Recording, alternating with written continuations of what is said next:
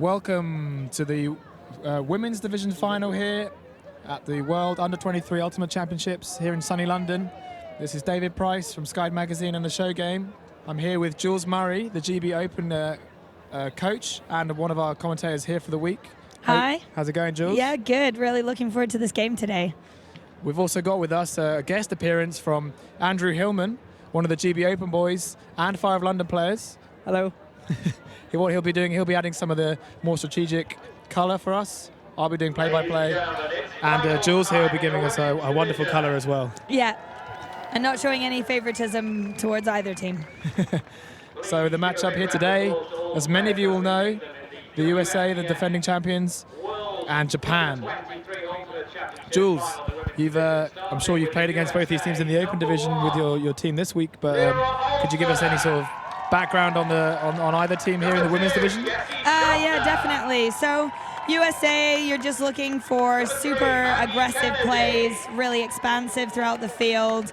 They're going to be gunning for this game, and they're used to this kind of pressure. The Japanese are just going to keep that disc moving, reading the game well, trying to just halt the play of the Americans, get them a bit flustered, make them make extra passes. Probably do a bit of poachy man type defense to really make the USA work for any of their scores. So it's two very different styles. I've kind of said it's like the clash of the titans, and it depends which team gets the style to win out is the one that's going to win today. We won't make any predictions quite, but it's definitely going to be an exciting game. The crowds here, very, very, very full stands. I think this is probably more full than we had in the opening day. Some lovely weather, very little wind, but down on the pitch it might be a bit different. We've had quite differing circumstances all week, but I hope you guys are enjoying at home. If you wish to tweet or comment on the live stream, please do. Using at Sky Magazine. To get myself, you can use at David_Price. I believe Jules, I don't know if you've got your phone with you, but yeah. I think she's also at Jules Coach. And that you can get some shout outs or want a question answered, we'll do our best. You can probably hear and see now that our fellow Sky commentator Tom Stiles is introducing the teams to the crowds. 42, Lizzie Laurie. So Alika Johnson, who's just come on, number 35, she's sort of way up there on the stats scores at the moment, with passes, goals, and everything. So she's definitely one to watch for the USA. Nice. How have I believe the Americans had quite an easy progression here to get to the final, only being pressured probably in the previous game against the Japanese. I believe it was 17-13. Yeah. I mean, there was a moment when maybe Japan could have changed the tide and taken the game, but then the Americans just kind of backed themselves, stayed with their own game plan, and took it away. Now the turn of the Japanese to be introduced.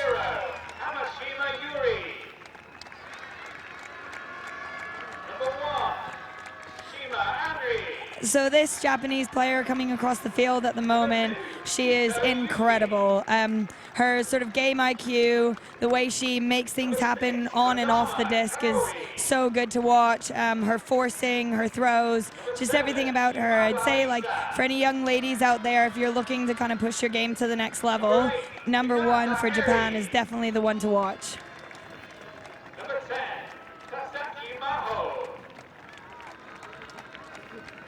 Number 11, Takura Asako. Number 12, Hamada Yuma. So Andrew is a massive fan of watching Ultimate, and I know you've watched this game between the two teams. Is there anything that you think people should be looking out for? The interesting thing is that for this particular game, we're going to see 2 really different contrasting styles of play.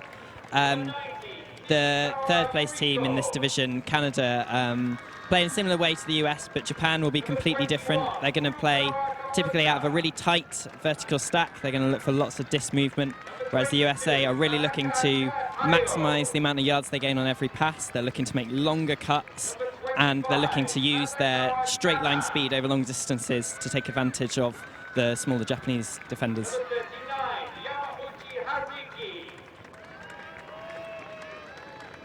72, Kato Saki.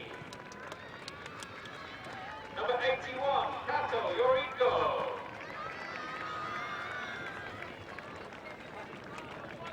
91, Ogawa Shiori. Match teams. Your coaching staff for Japan.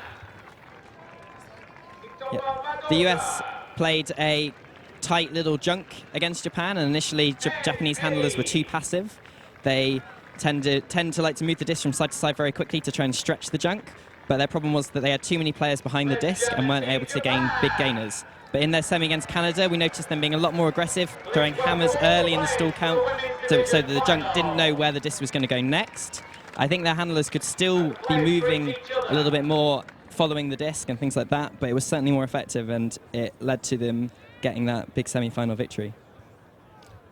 Cheers for that, Andrew. I agree. I'd say like something Japan do incredibly well is adapt to play, and they're constantly analyzing what other teams are doing, and then they understand their own limitations in their game very well, and then find their own way of dealing with whatever teams throw at them. So you'll probably see quite a bit of straight up, a lot of switches happening as they try and shut down the deeper game of USA. And you would expect USA to start. They threw a couple of zones against Japan as well, and again going around the back. Although Japan could do it all day, it kind of doesn't really get them anywhere, and they need to look to be aggressive and go through it as much as they can. The teams here now have shaken hands. It looks like the Americans are enjoying a bit of team loving, getting in their circle. We know a lot of the names here from the USA team, the college level. Players like Jesse Schaffner of Oregon, Shira Stern from Seattle Riot, and many more. The names just keep coming. Alika Johnson, Jacqueline Verjou, sorry. I'll try to get their pronunciations correct. And on and on. So it's going to be a very exciting matchup. I'm definitely excited. The crowd are getting excited, and I hope you guys at home are looking forward to this game.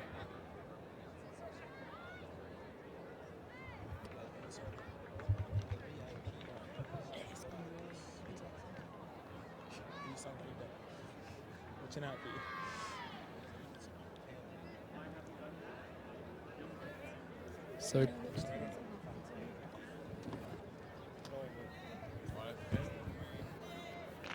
USA having a bit of a dance here, loving it. Japanese also preparing in their team huddle.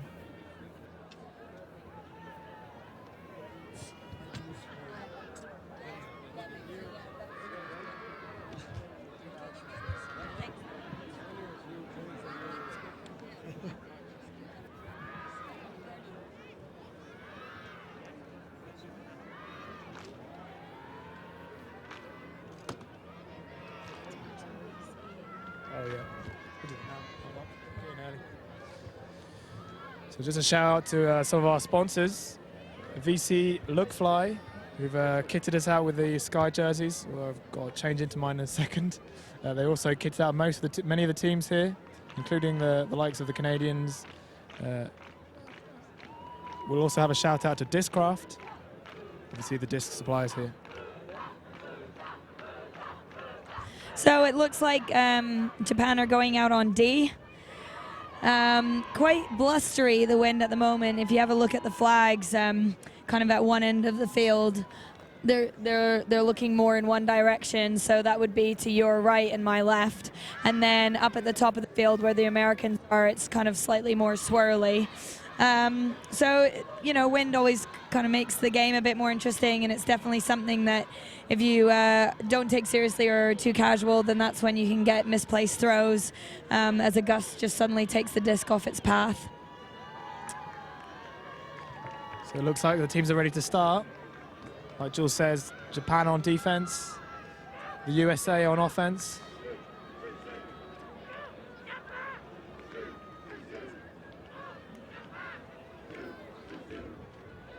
Many teams coming out now to watch the finals, and here we go. Japan pull, quite short there on the halfway line. The Americans take their time to walk to the disc. Number 35, Alaka Johnston, resets back to 52. Japan here coming out with a bit of a poachy zone. With number 10, Shira Stern, to Johnston, Snyder, sorry. Back to Schroeder. Swing it across to Alaka Johnson. Snyder, high release flick into the middle to 22, Verzu. I'm going to get that wrong. I'm going to try and fix that. Oh, and an early throwaway there by USA. So this is classic Japan, just making USA make the passes, get them frustrated, make them make a choice that maybe normally they wouldn't do if they were just getting to run hard man. Yoriko Kato starts on the disc, puts it up the line, and a nice reel it in there for number 21, Furukawa. Back to Kato. Down the line to Hamada. Centers it to Kato. Bit of isolation there. But eventually gets it over to 21. Straight back to 81 Kato. There's a lot of rolling around here. Number 91 Agawa. Down the line, ooh, a bit high, but reels it in. Going right down this near sideline now. 13 on the disc, Iwaka. To 21, Furukawa. The Americans doing a good job now of pushing the Japanese back. It's a lovely break out to 72. Resets to Iwakawa. Ooh. Right, and a call on the field.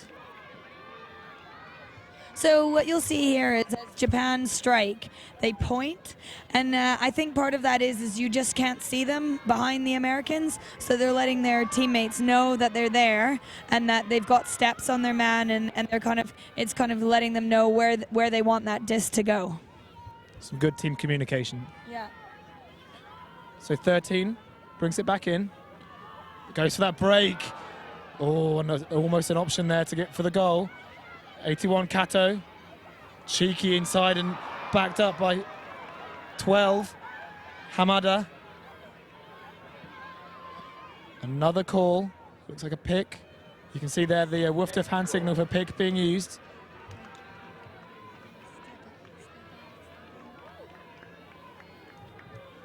Japanese are struggling here a little bit to take on the first option they want, but you can never discount them. They'll always be looking for that little break inside. Just there, just like they've taken there. And a lovely goal from number 17, Maki Yoshida. Japan rushing the field.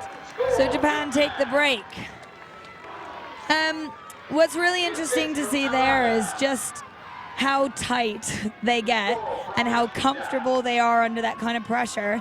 But the thing is, the Americans know as well that Japan are not afraid to throw the longer passes either, and they'll back their receivers.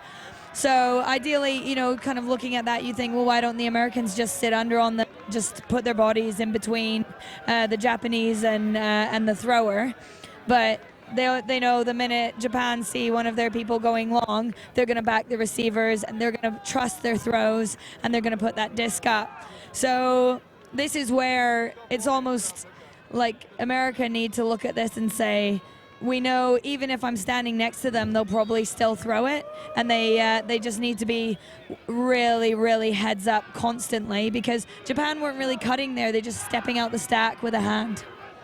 Yeah, I agree with you there, Jules. I was very lucky enough to trial out Brummy's Flick app, in which we did a cyclone drill, which actually looks at how the Japanese pivot and they step back and try and get that around throw, as well as hucking in an entirely different way to what we're used to in the European team. But we'll get back to that. Now we're back in the play.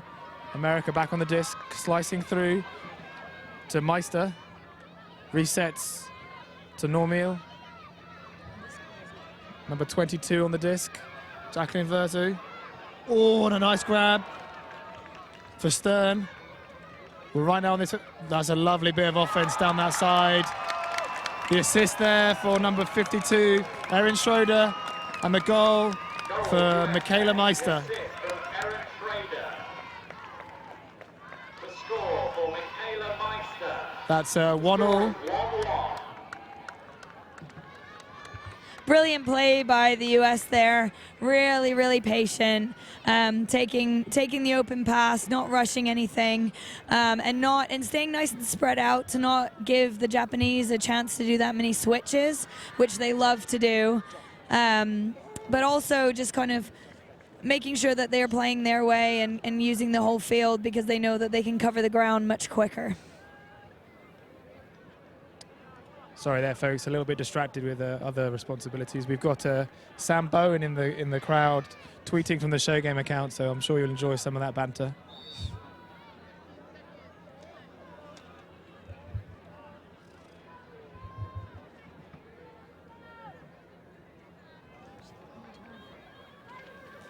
So you'll see on the field their yellow jerseyed game advisors, different to game observers.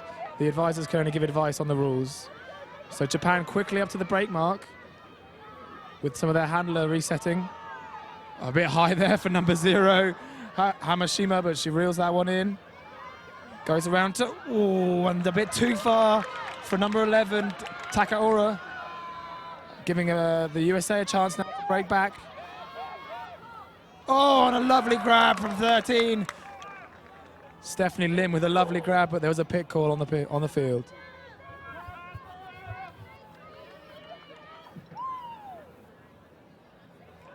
Some nice reactions there from the USA, taking advantage straight away of the Japanese mistake. Already up to the opposing brick. So Lim on the disc, swings to Chang, back to Lim. Japanese being quite tight on the outfield markers and sitting off the handlers.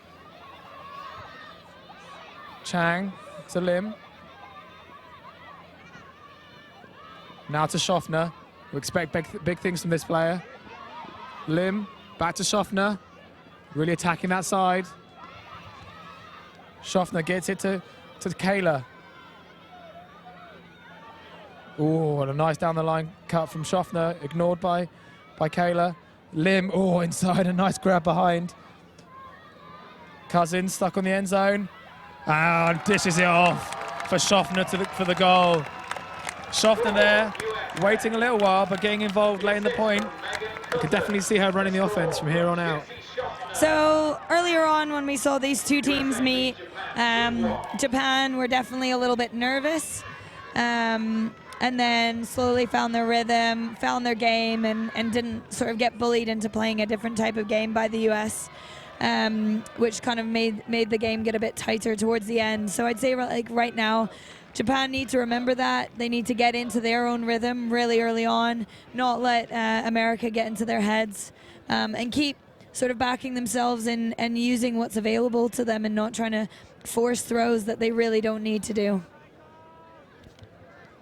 It's a break each now for both teams. Only the USA being able to hold their offense so far.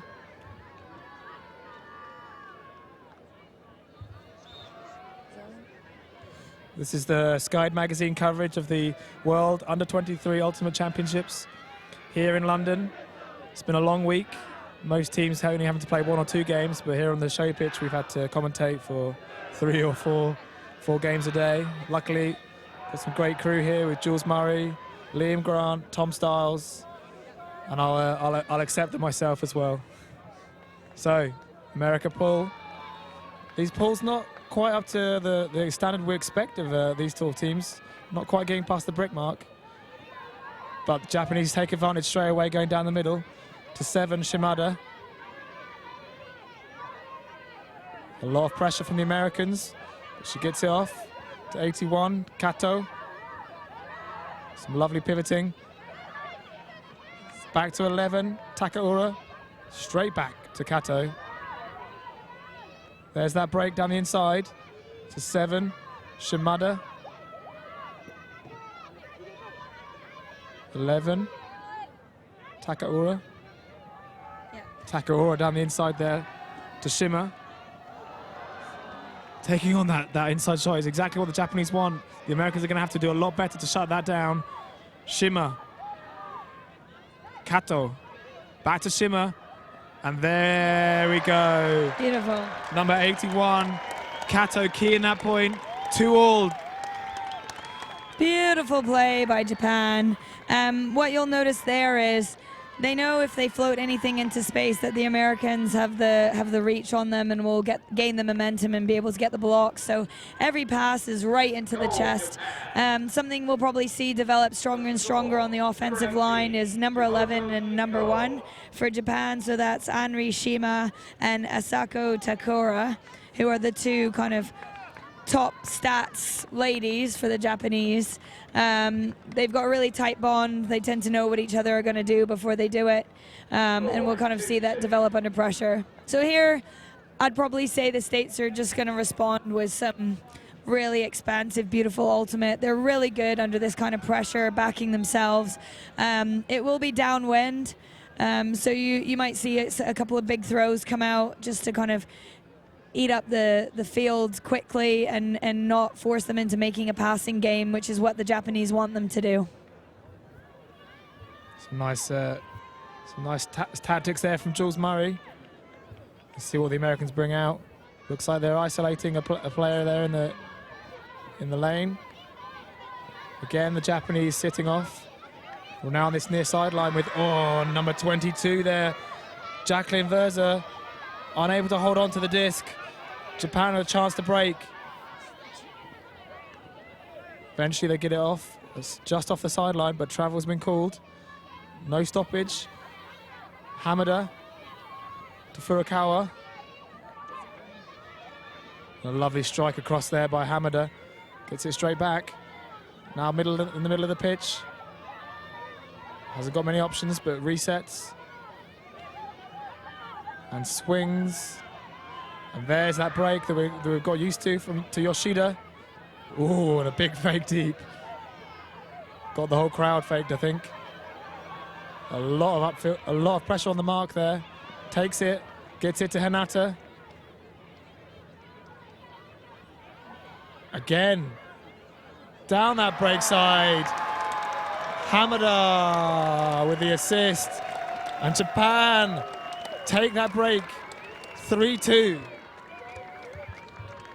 And what we saw there with that offensive point is that Japan have huge faith in their resets, and part of the reason for that is that if they're faked off on one cut, they will immediately provide another option. And for these US defenders that are perhaps more used to marking out one cut and expecting the player to clear wide, that's becoming a real difficulty. So particularly players are cutting back on the swing, getting faked off, taking a little pause, and then either hitting the line for a little cheap, tight IO, or they're cutting back again behind the disc and getting a crucial reset.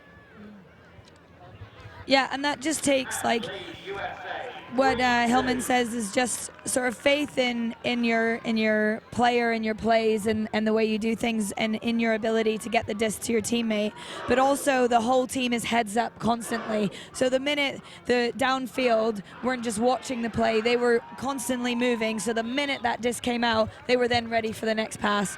So and it's something that you see Japan are great at is the minute they kind of get that break, they're great with the next pass and then the next pass after that. So the disc is moved on before you're kind of even aware that the disc got out in the first place. So the US now on offense, attempting to hold and gain back and potentially get out to gain back that break. 36, Normil, a little toss pass there to get into the middle of the stack. Just to note that this is the offensive line for Japan at the moment. Yeah, okay. So this is 36 now, just kind of running the show at the back here. These zones are so good. So what Japan do is when the thrower is looking at something, they'll really tighten up around that space and get their bodies in the way so it looks like a clogged area. And then the minute the thrower looks away, they just loosen off, step out, and then start clogging the field of view of the thrower again. So they look a lot bigger and like they're taking up a lot more space than they actually do. America there almost broke through, but it looks like the Japanese have tightened back up. Again, they need to stop these throws down the inside and around the front of that cup. But America taking a lot of passes to get through. 24 here being quite key. Bethany Kaler in that sort of popping middle roll. Alaka Johnston now also coming back, along with Julia Snyder and Normiel, who's on the disc now.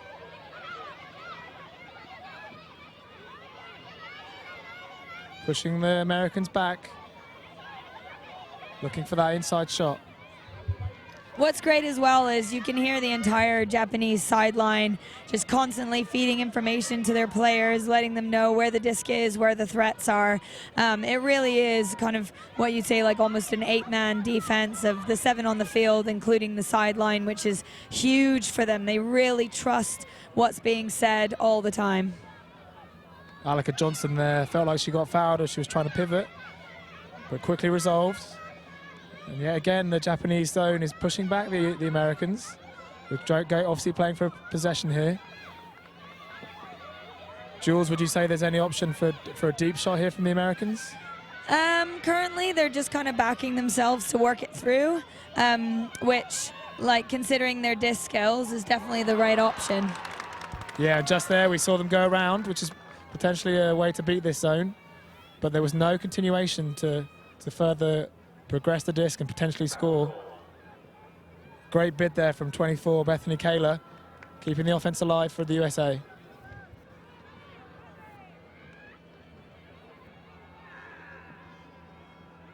She taps it back in. Japan reset their zone. Looks like they're going to hold it even here in the end zone. Kaler going for the knife. Oh, looks like that was number 13. Stephanie Lim reading that very well. Even under a bit of pressure there from both sides, but I think that Japanese zone is already being quite effective and potentially will cause the Americans some trouble. Yeah, great play by USA.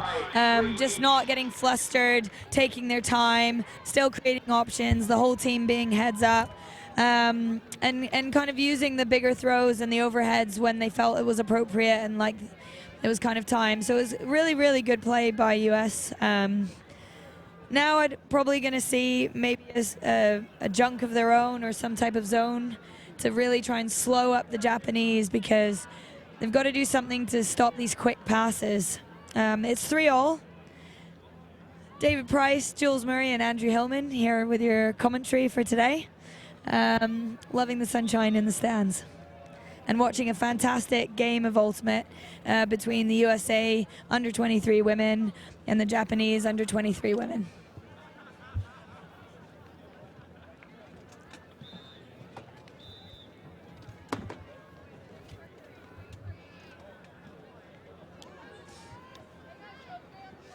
So the Americans ready to pulling to the Japanese here. It's 3-all. See what the Americans will throw at them. Gets it to Takura. And yep, just like Jules said, there's the zone. Japan swinging it straight away. This team will definitely have a lot of faith in their throws. We saw in the men's game yesterday against Canada in their semi-final, this exact sort of play. The Canadians played a lot of zone, and the Japanese didn't look flustered at all. They just worked it through. They were already back at the end zone, and eventually just got it through for a goal. It was some very impressive offense. And even here, they look very calm. They've always got a reset. Oh, and they're even faking that hammer and knife shot, which we may see come out. There we go. There's that hammer. Oh, but dropped by 81, Kato. They did look very calm, but maybe a bit of overconfidence in that throw and assist. So, Germany walking up to the front of the end zone. Chance to break. Lisa Laura picking up, swings it to Lim. Back to Lur, who's just taken a step in. Very easy there from USA. Being patient on defense and punching in another goal. 4-3. Yeah, that was the right decision by the U.S. They've got the wind, so they know that they can get the pull right the way down there and pin the Japanese in their own end zone. They had a number of really sort of tall ladies in that wall there, which made it difficult for the Japanese to even kind of get it over the top, and they definitely don't want to go around them because that's something that the Americans are looking for in baiting as well. So it's definitely the right move. Very disciplined as well. The Japanese will throw a lot of fakes to try and move the zone, and there what you saw from America was just no biting. They stayed as a unit. They kept the Japanese out from going through the middle of the field and sort of pushed them back and back and back. Yeah, that was a good move by America. Just seeing one of the Japanese either open or mixed players sprinting down with one of their flags. Crowd loving that. So it's great to see in the stands here is just all the different countries that have come out to be part of this tournament. Mexico had their one of their first tournaments here with us, and they're all saying hi. Massive shout out to them. Great to see. Yeah, we're not mentioning that. We're also surrounded here by a lot of American fans. Looks like they're enjoying, and they've come over in quite the contingent to support their players in all three divisions. We have mums and dads, brothers and sisters. Hope you're all enjoying back at home as well. It's been a great game so far, and there's more to come. Here with Sky Magazine's coverage of the World Under-23 Ultimate Championships. So this Japan line that's coming out, number one, Anri Shima, who I've sort of said is kind of a really key player for them, kind of the assist of the assist. She kind of changes the momentum of the disc and keeps it alive. I think there's number 24, Mana Date on the field. You're looking at a girl with like a little blue necktie, white cap on, quite tiny, but just got such an engine on her when you see her moving around the field, such a tight turning circle, really confident in her throws, and actually quite good at making plays happen for this team when they just look a little bit too reserved. You also see number 11, Asako Takora, working hard with Anri Shima to keep this disc alive and progressing down the field. So Schaffner with a rolly pull. It's a nice idea. Gets them a bit further down the pitch. But Japan, of course, moving it very quickly. America coming out with man now. So there's number one, Anri Shima, with a nice high release. Backhand into the break side lane. Hamashima, lovely again down that break side. The Americans need to stop these breaks if they want to get a block of any description. Oh, and well kept up there. Can't quite see the number, sadly. That's 81. Kato, a huge fake, and there's that bounce back that Andrew Hillman was talking about. They take that cut down the line, wait, and come back inside. Nice goal there by Japan. Less than 10 passes, and they've scored. And of course, that cut's so difficult to mark because you're effectively marking both sides of the player in the force is too far around to actually help you, and you're basically playing a little ice play. It's so difficult, and of course, if they don't get that one, they'll keep cutting laterally back and might get a tight IO into the break side, and then they'll throw the around and keep moving. Or again, they wrinkle back into the open side if you overcommit and get the disc there. Andy, it sounds like they're almost indefendable. The US, that they don't try and match each player step for step, that they have a and that they try and really kind of dwarf, sure that if the throws are going to get past them, they're going to have to be really led, particularly because the wind is a little bit swirly. Thank you, Andy. Some nice analysis there. We have the Mexicans here nearby, and they're giving Jules a lovely present, a gift here of tequila and a nice cap. Thanks, guys, and have a great trip home. Back to the game here. Japan ready to pull. You'll hear a lot of whistling going on. That's the game advisors telling the players that they only have a couple seconds to pull. There, three whistles means they have to pull. And of course, they're watching for the offsides. So Lim on the disc. puts it down to Schroeder, who goes deep. Oh, and 22, a lovely grab. Jacqueline Verjou. There we go. Got it right now. Lovely goal. 2 passes, taking advantage of their height and athleticism to go 5-4 up. Fantastic play. There you can see Jacqueline Verjou. She's a total athlete. We saw her in the last game, really key for the States, but just someone who's got a lot of hard graft and grit in her. She's happy to come under and throw that disc. In the previous game, what you saw was just a lot of confidence. She backs herself in her throws and her teammates. So she's just really lethal. You mark her deep, she comes under and throws it. You mark under and she goes deep and scores. And as you saw there, great read of the disc, happy to put her body on the line and come down with it. Yeah, and she's a first-year player with Seattle Riot this year. She's only 18. She's just about to go off to college.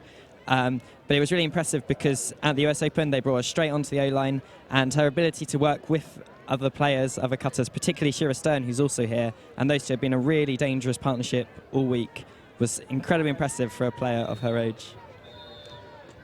I think we can say that for a lot of the players here. It's been some wonderful plays from everyone in the under-23 division.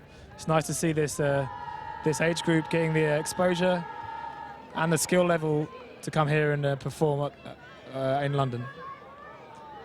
So yet again, the Americans going from offense and a wonderful hammer there to number 0, Hamashima.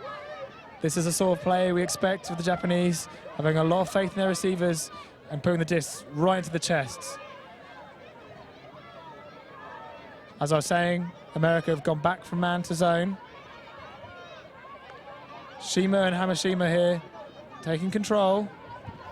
So the Japanese are definitely a team. What you're seeing here is they value the disc and they value having possession of the disc. And if that means going forwards, backwards, sideways, it doesn't matter to them. It's who is free, where can they get the disc, and they're just going to trust themselves to open up the space in this zone. And they can always get the disc wherever they wish. I mean, both the men's and the women's and the mixed divisionary players seem to be able to find gaps, though.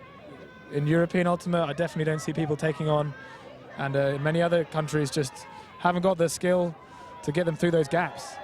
Or the patience. So Japanese they trust themselves to do this all day if it's going to take them. I think we watched a game where they got up to something ridiculous like 60 passes before they scored, and for them it's just that value of the disc, which especially in women's ultimate is beautiful to see. A lovely scuba there to get over the wall. Japan now able to get past the halfway line.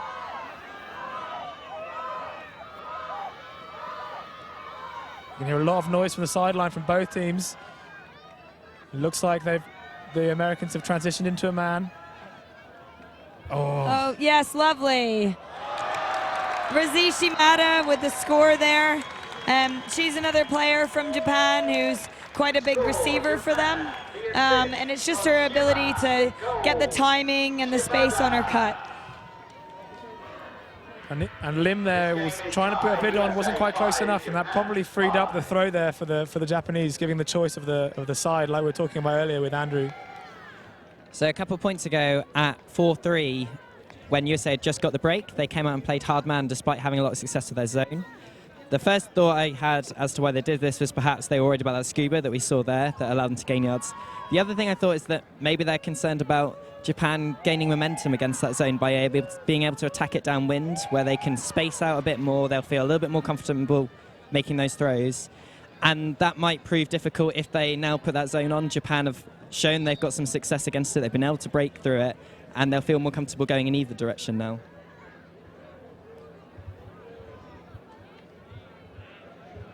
Yeah, some very beautiful offense there from the Japanese.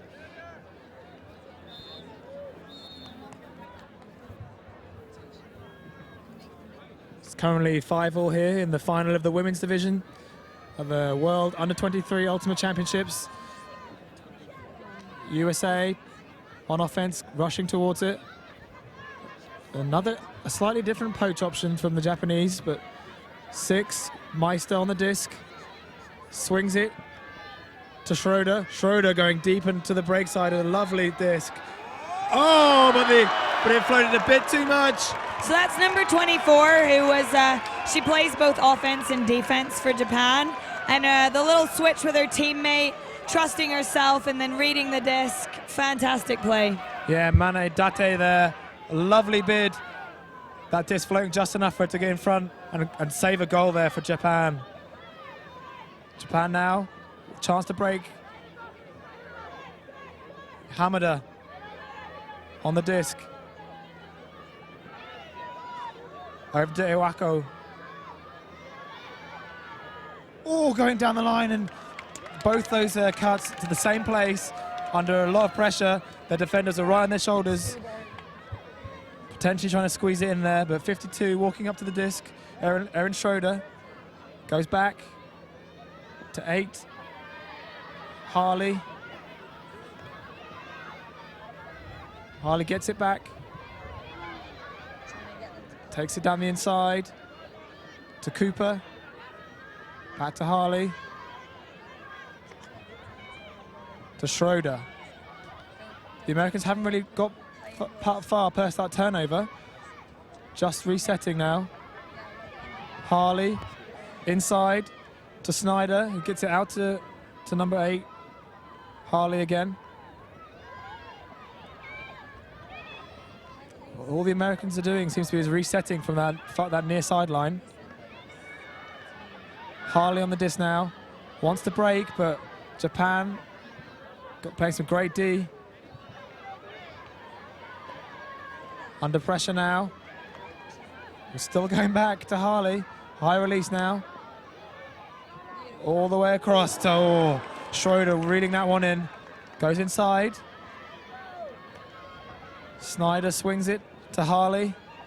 Centers back to Snyder. The space is definitely at the back of the end zone and maybe just a scuba over the top. Oh, and a lovely layout D there from Japan. USA took too long. Japan were able to tighten up.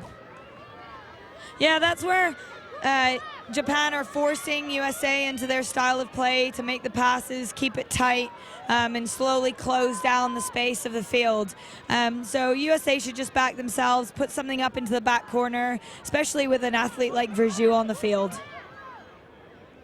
So now Japan, another attempt at this break. Date there with a lovely grab under pressure. Currently on the disc is Hinata.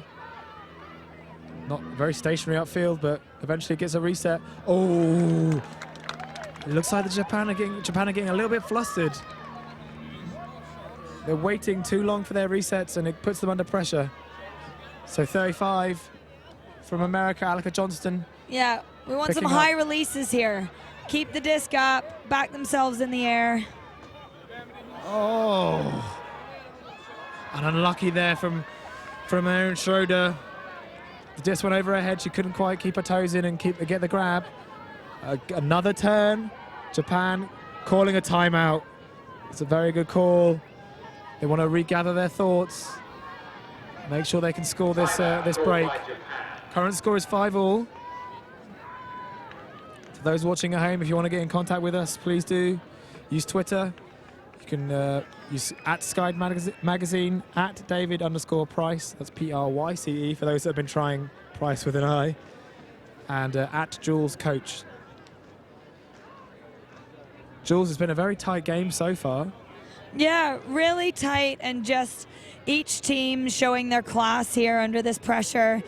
We've had breaks both ways. It's 5-all.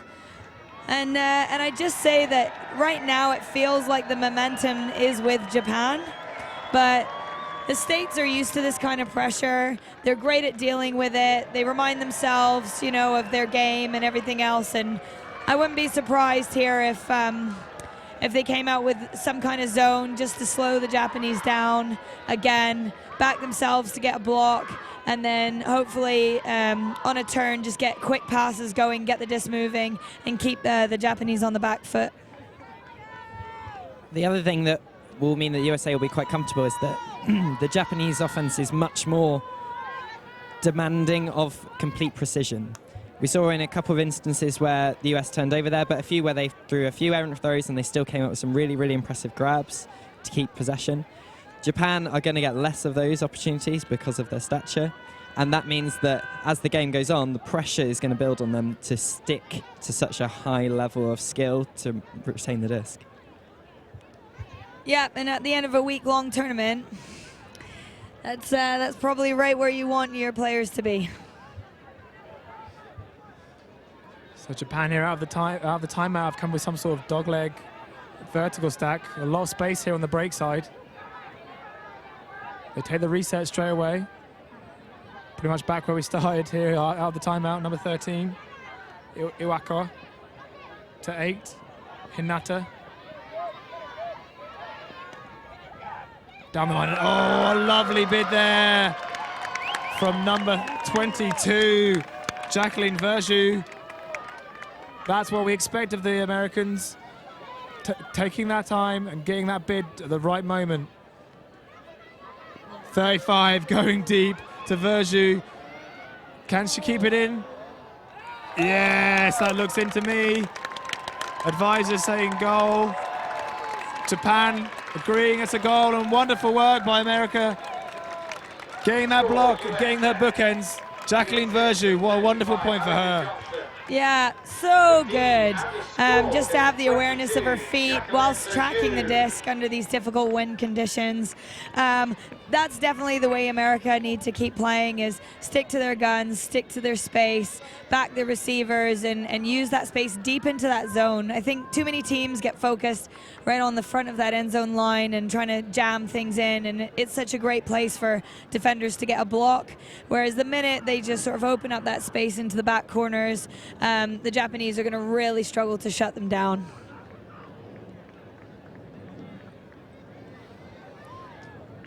The score here, 6-5 to USA.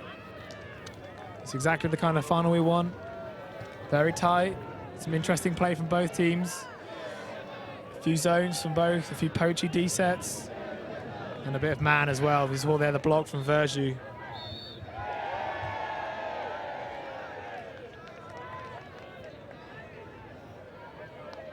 I'm sure back in America, you guys are having a lovely morning. Maybe you can watch this game with your coffee. The Japanese, of course, ahead of us in time, so they'll be having their dinner. Japan center it. America have gone back to man once again. There's that break, beautiful. Toshima, who's going deep of her own. Can she reel it in? And a lovely bid for Hamashima. Now knocking on America's door in the end zone. Can they take their time? 81 now. Kato. She wants that high release backhand, but takes the reset around to 11. Takaura. Break high to Hamashima. The bid for the offense-saving assist and goal. Hamashima. 6-all. So I wonder if here the game is going to sort of start to become kind of a point by point, and this is where breaks are going to become really important. Any Ds you're definitely looking to convert, because this game definitely has the ability to go all the way to the wire. And let's hear it for team from Japan.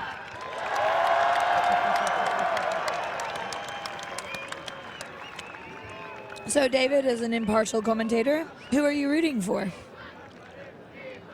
Well, if I'm being impartial, neither.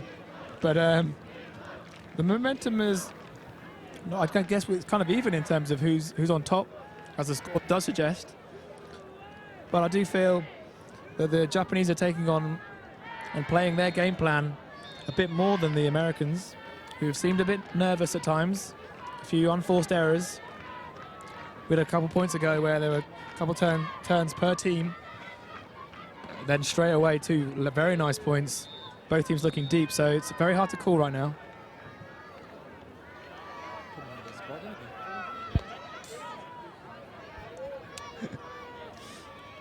So a short pull there by Japan. Schaffner, the Oregon star there, gets it to Alika Johnston. Looks like the Japanese are poaching off the handlers, forcing them to go back. Schaffner to Johnston. Nice swing there to number 7. Oda.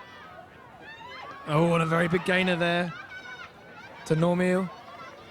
Goes down the line to Verju. Oh, and looks off the down the line throw. That's very hard in this wind, with the potential to hit the deck. Call on the field. I can hear Jules whispering. I think she wants a hammer. Alika goes down the line, and there's that throw, just like I said right now. That down the line throw is going to hit the deck. The wind is going to push it right down. That's a very hard throw. You have to get a lot of touch on it, and it has to come out quite flat, in fact, which means that the cutter has to make all the angle for you. So Japan, another chance to break. Right on that near end zone. That stack is very close as well, but they take on the option the Americans give them. Schaffner poaching off, giving them the reset. Making it hard though, and very tight reset again. Back with 12. Hamada. Lovely faking there to get the mark moving. Pick has been called. Akazawa's got to give it back. What's amazing to see here is with Japan is they never get angry with cutting each other off or being in the same space as each other. If there's two of them kind of occupying kind of within 5 meters of the disc, they seem to feel that that's acceptable. Definitely some of the teams I've played on, you want to give the disc as much space as you can, so you've got freedom for it to move and move around it. But the Japanese are just happy to kind of be close and be all kind of in that area. So I have the call. Oh, and a lovely cheeky little push pass there to Furukawa. And instantly you can see them reacting. As soon as they get a little break, they all move that way. So 22, Tanaka, waiting. Call upfield, potentially a pick. I guess that's probably one of the problems with the Japanese style offense. They are very tight around the disc, at the potential for more picks to occur. And there's that break. 21 now on the disc, Furukawa. Inside again. The Americans are struggling to stop that, and here is that quintessential Japan goal. The knifey hug. And they take that break, 7-6. You can see they've been looking for that all game. Wonderful play from the Japanese. Yeah, and they're the type of team that can build their own momentum in a game. They're not waiting for, to get fired up or get someone else into it. They're just focused from the start. They've got a game plan. They know what they're doing, and they'll execute it and they'll stick to it. And even sometimes when a few mistakes happened at the beginning, it doesn't faze them and it doesn't cause them to lose faith in kind of their systems and what they're kind of choosing to do. A lot of teams, if something goes wrong, think that they actually have to change something to then make something happen, rather than trusting what they've built and just accepting it for what it was, which was a mistake. That Blady flick assist for the goal is something that Japanese teams have become very notable in the last 3 or 4 years. If you watch footage of Boss Bullets in the last couple of years, particularly at Worlds against Ironside, you'll see how effective they use that shot. And the reason for it is because you're attacking an area of space, and if the defender covers it, you're running in completely the opposite direction. Which means that defensively, there's absolutely no way you can position yourself to cover that space and also give yourself the steps so that you can make an explosive movement to follow the opposite cut. I think it's very interesting to see that other teams are beginning to use that shot particularly effectively as well. I think in our pool play game against Austria, we noticed that they were using a similar kind of throw really effectively. It's really difficult to mark, and I think particularly near the end zone where you've got less space, it's going to be a really great way of attacking the deep space. I expect all teams really to be using it in the next couple of years. Yeah, we've definitely started to see it. Even in the UK, a few teams taking on that shot where the cut is going straight ahead in front of them, and they're hitting that blade over the defender's shoulder. Like Jules was mentioning there, Japan very happy to stick with Plan 101. You can see them breaking inside constantly. Yeah, and this even, so you can see number 1 is out there on the field for Japan. So again, they're backing themselves to get the block, and then they want some relaxed O-line handlers on the field to make sure that they convert. So I mean, we might see some type of poachy zone here to slow up the Americans, not let them get a big throw out to get out of their end zone, and then maybe tighten up a little bit later on. But yeah, so what America need to do right now is just focus on their own game plan, not try and beat the Japanese at their own game. And as you can see, they've got a couple of great tall receivers. So the last point, the US brought Jesse Schaffner over onto the O-line. Here we see a completely new 7, I believe. Expect Stephanie Lim to look to kind of anchor the offense. Yep, and here we have Snyder on the disc. And Schroeder, but that zone being instantly effective. A run through D there for Hamashima. Oh, and well kept up by Shima, number 1. Oh! A lovely bid by Schroeder, but a foul has been called. Something we say a lot when we watch North American teams playing non-North American teams is how the Americans adapt very well. They always have a plan B, a plan C, and often even a plan D. And I know from watching British teams playing American teams, we struggle with that adaptation, and that's through experience and playing those sort of teams. And I think here we'll start seeing the Americans' second, maybe third plan. But I think, so in the coaching world, it's adaptability under pressure. And it's just to say that if you understand your fundamentals, you understand sort of the way the game goes and the movement of the disc and everything else, then it's not really kind of a plan that they have. It's just they understand basically what good ultimate is. So I agree that that's why it looks like B, C, D, E, is just simply because they read the game well, they understand where the threats are, they know where the threats aren't, and they know how to apply the pressure or when to back off, and how to kind of dictate the flow of the game, which is just incredible to see. But I just think that's due to the amount of ultimate that they have over in the US, the amount that they get to play and watch and be part of. And it's just great to see, because this is kind of the standard that the rest of the world need to look up to and step up to. And some good coaching as well, I presume, from the American side as well. Oh yeah, fantastic.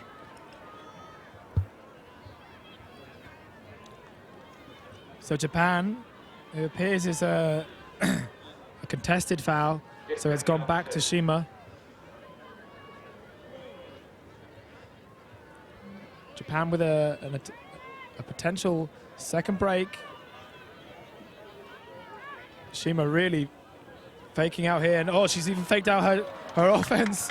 A miscommunication in the reset, giving it right back to the Americans. Snyder on the disc to Lim, pops it through the middle to Cooper. You guys are terrible for windows. Get down. Guys, Get down, please. Jesus.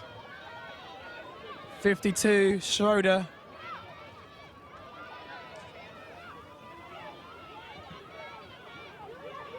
This zone, yet again, coming out for the Japanese.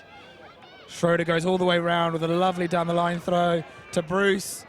Doesn't like the deep shot, so resets to Schroeder. Oh, and a high grab there for Lim. Maybe just enough weight for that to be reeled in by Meister. In the middle to Schroeder. Schroeder to Snyder. Snyder to Lim. This zone being rather effective now, stopping the Americans on the halfway line. Ooh, and the wing almost came in there with number 20, Bruce. Nicola Bruce to Lim. And it does look like the Americans are trying to play a similar style to the Japanese, hitting them right in the chest, being patient. So here again, you can see that the Japanese just watching and baiting throws. Oh, and on the turn, Shima puts it deep straight away. And lovely toe in for number 18, Keiko Shimoto. Brilliant. So there what you saw with Japan is they're not only just playing a zone, but they're also constantly watching where the thrower is looking. And when the thrower looks to a certain area, they really start to tighten up whether there's a man in that space or not. And it just makes the thrower slightly more uncomfortable, makes them have to make the decision to go back rather than over the top. Which America should remember that the field is much bigger. They've got the height, they've got the legs, and they should just attack it much more aggressively rather than trying to make the passes and go around the back.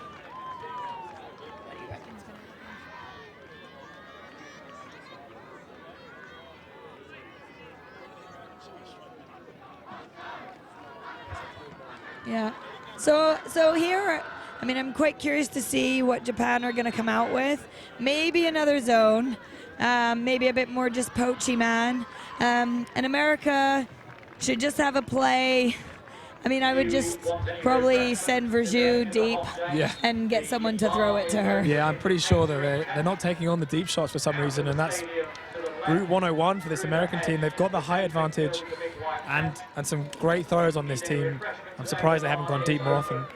And there's often the opportunity to really swing momentum with a really aggressive offensive strategy. Of course, if it doesn't work, then you give the disc away, but you make the other team go a long way to score the goal. It can be really important to be positive when you're under pressure rather than going into your shell. I think this US team are so experienced that you'd expect them to do exactly that. A little bit of confusion there over which point to take it from. She does have the choice of sideline or brick. I would almost argue that she started walking to the brick, so she should take it, but 21. Chang. America get the swing out, and just as we've mentioned, Japan have gone for this poachy handler set. Chang faking high and striking. There's a big gainer there to number 10, Shira Stern. Same again to 35, Alika Johnston. Centers to 42, Lisa Laurie. Going backwards now to Alika Johnston, sorry. Again, back again. Harley. Back to Laurie. Huge fake from Laurie. Excuse me. Swings it. Chang. And Laurie again. Not getting much luck down that near side. I think they need to keep swinging, get it across into the break side straight away. Even a hammer might work. Here we go, exactly as mentioned. Ooh, Verjou able to reel that in, and a break. I'm sorry, I've just got it. Verjou, I just love this. She is so aggressive with her choices and her understanding of the game and the pressure points in the game. She knows they've got to score. She knows if they keep sort of messing around with it, that eventually the Japanese will get some sort of cheeky block on them. And she backs her teammates, and they know, because they know that she's going to take this on, they cut even harder for her because they know that if she sees them, she's going to throw it. Brilliant play by US. They need to stay aggressive like that and keep responding quickly to the passes. Had a shout out here from Wasim, cheering for Japan all the way from India in the women's final. Nice to see you guys enjoying it. Hope it's not too late there. Keep watching the Sky Magazine coverage. You can get in contact with us on Twitter with @TheShowGame, @Dave_Price, that's PRYCE, and @JulesCoach, although she's now digging around _JulesCoach, my bad. I'm sure you can find her Twitter, as it's been very active over the last few days. Jules Murray, the Open coach for the Great Britain team, had a great run in this tournament, pressurizing America, but not able to come away with any medals, sadly. A great game against Japan in the 3-4 this morning. But here in the women's final, we have Japan up 8-7, now knocking on the USA's door to take half, going deep. And well read and brought in by 72, Kato. Oh, resets to 18, who goes straight away for the goal and a half. Hamashima racking up the stats. Japan take half, 9-7. And that is the danger. It's the pinpoint precision accuracy on those longer throws. You rarely see them overthrow their players. They understand the difference between just sort of blasting something down into the end zone and actually pinpoint hitting a longer receiver, that aerial mark as they hold up the hand to let their teammate know that they're going and where they want that disc. It's just beautiful, and that's what America have to be really careful of, is Japan do have those longer throws and they're happy to take them on, so sitting under on them will never work. This game just got really exciting. It'll be interesting to see how America come out in the second half, what sort of answers they have to this type of Japanese offense, which can be short and sharp, or it can be long and precise. Yeah, I just think what a great game. So Hillman, what are your thoughts? How do you think you see this game playing out? Well, I think it's been a really, really impressive start from Japan. They've played at a level that I haven't seen them play at so far this tournament, which is really impressive. But the United States have been in these kind of positions before. They're really experienced with their club teams, their junior teams, and they will know that level, and they will know that Japan will have a low at some point. And the key for them will be to capitalize, to bring that momentum back, and to be really, really aggressive and positive in that second half. I think if we're hoping for a really close game, the right team is currently ahead. Okay, interesting. So, because recently, sorry, we've got Andrew Hellman here, one of my GB under-23 lads, but who's also on the GB men's senior team as well, and he's just recently back from the States, having played in these close games. Would you say now, having played in the States yourself and seen the way that they attack games, is that what gives you the kind of the confidence in the US to bring this game back and keep it under control? Absolutely, yeah. I think it's just a unique part of the game that really can't be overestimated until you've experienced it. That feeling when you know a team has that experience, you know that you're going to have to keep playing at a high standard, that can be really mentally draining. And equally, when you're behind and you know that you've been there before and you've won games from that position, that self-confidence is absolutely crucial. You feel like on paper you should just be able to play each point and it doesn't matter what the score is. But the fact is that there is so much of this game is mental aspect, is how positively you're cutting, how clear you are in your mind about where you need to be at different points of time. And, it's going to be a really, really important part of the second half, how Japan manage having a lead, perhaps a lead that they weren't maybe expecting, and how the USA react to being down for the first time in this tournament at half. Yeah, definitely. So so for me, as just as a coach, what I'd say what's really interesting is, do you think Japan should start to change up what they're doing so America can't find their rhythm? Or do you think the classic saying, if it ain't broke, don't fix it, they should keep applying the same pressure and that force America to deal with it and hope that they don't, and then when they do, maybe change something? So in general, I would say that you want to keep mixing things up to unsettle the American teams.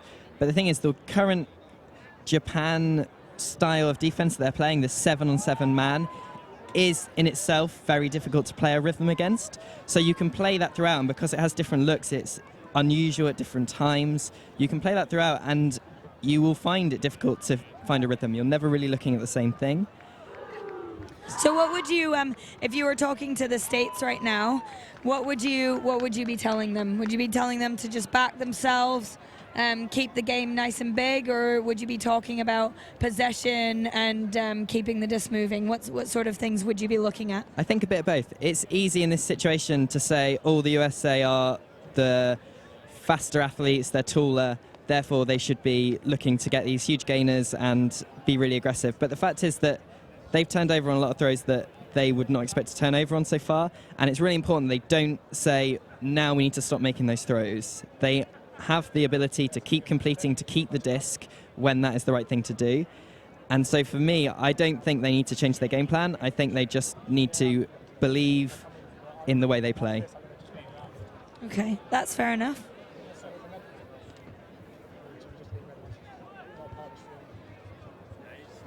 Not part of the stream. So we just wrap up after the game. Can we do anything half time?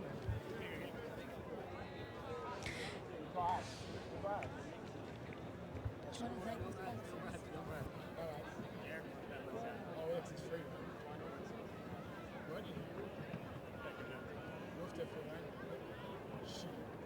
5 minutes before the second half of this game. You do have a shirt to trade. There is an active trading area. Thank you very much, Jules and Andy. Some lovely analysis coming from here at the World Under-23 Ultimate Championships. Shout out to our sponsors, VC Lookfly, for providing these great jerseys and jerseys all around the tournament. To Discraft and to Eric. Early recognition is critical. A charitable organisation founded to make sure people talk about critical illness with the use of Ultimate and Spirit of the game. So I think what's so special, and I'm a bit of a geek for Ultimate, I think it's the next sport that's going to kind of take over the world and bring love and happiness to everyone. But I'd just say that what's phenomenal to see is, even though I know sort of women in sport is quite big at the moment, the fans sort of watching this, everyone watching this, the respect that they have for both of these teams, even though it is women, playing a sport, and we will see the men on here later, is that it's to such a high level, and it's so interesting to watch because the men and women's games are very different, just in the style of play, the types of options they take, and what's available to them, and the pace of the game as well. So it's just great to see so many people out here to watch these two teams, see what they can do, and still be impressed by the athleticism and the skill involved in this game. Yeah, I mean, I've watched quite a few games now, Frisbee. I'm also quite a nerd, and I totally agree with what Jules is saying. Open and women's and even mixed are entirely different sports, almost different skill sets, and I would never want to try and compare a women's player to a men's player. They're different measures, different statistics, and these women are fantastic athletes who I'm enjoying watching thoroughly.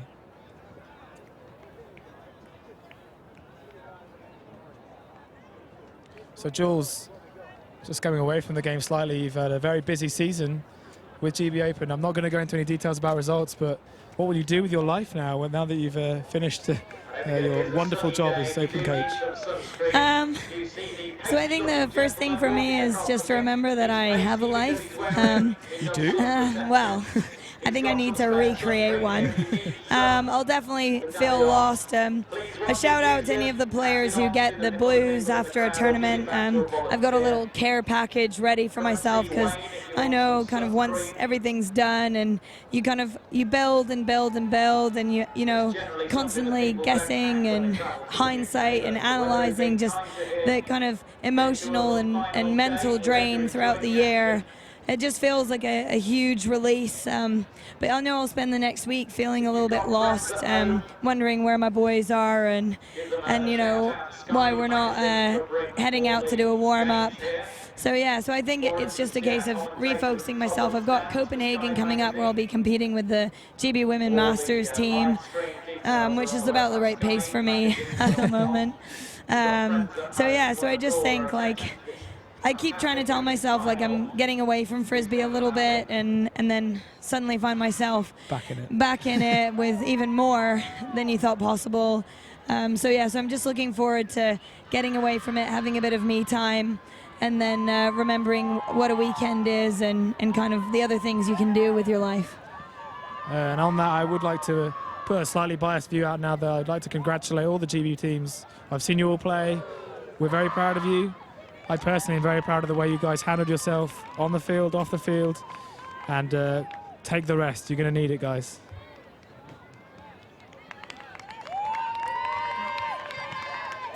Also, for after the tournament, if you want to check out the show game or ulti photos, there's some great snaps, many more to come. We've been releasing highlights on a daily basis, but there are I'm very sure hundreds and hundreds of photos to come of games we haven't seen shown yet. So make sure you check out there over the next coming weeks. And as Jules mentioned, in a couple of weeks' time there'll be EUC in Copenhagen.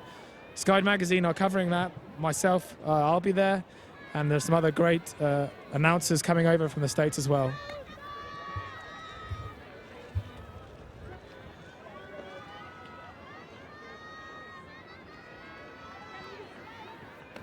Ladies and gentlemen, can I ask you to take your seats? Please no So here we're standing. finished with the half-time now. Everyone's got a great view of this Japan live. starting on our offense. Schaffner of the US with the pull. Goes again for that roller. Oh, and that didn't quite work in the way that Schaffner may have wanted. Less than half the pitch for the Japanese here. Very close offense from the Japanese. Shima on the disc. Swings it perfectly to 11. Takaura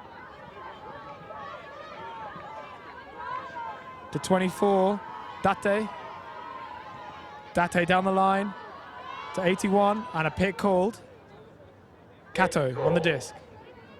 So what you see there is the Japanese are not afraid to fake. And the problem is although it doesn't look like that convincing a fake, they'll also throw that. So it makes it very difficult to kind of read when they are seriously looking at something and when they're just trying to move their mark, move the downfield, get people second guessing. Kato centers to Shino. Shino to Shimada.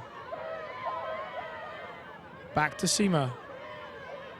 Goes for goal. Oh, not quite actually. Sorry, my bad. Got excited. 11, Takaura, right on the doorstep here. Plenty of fakes and straight into the breadbasket for Hamashima. Those pinpoint flicks, giving them a goal and an early 3-point lead here in this half. 10-7 Japan.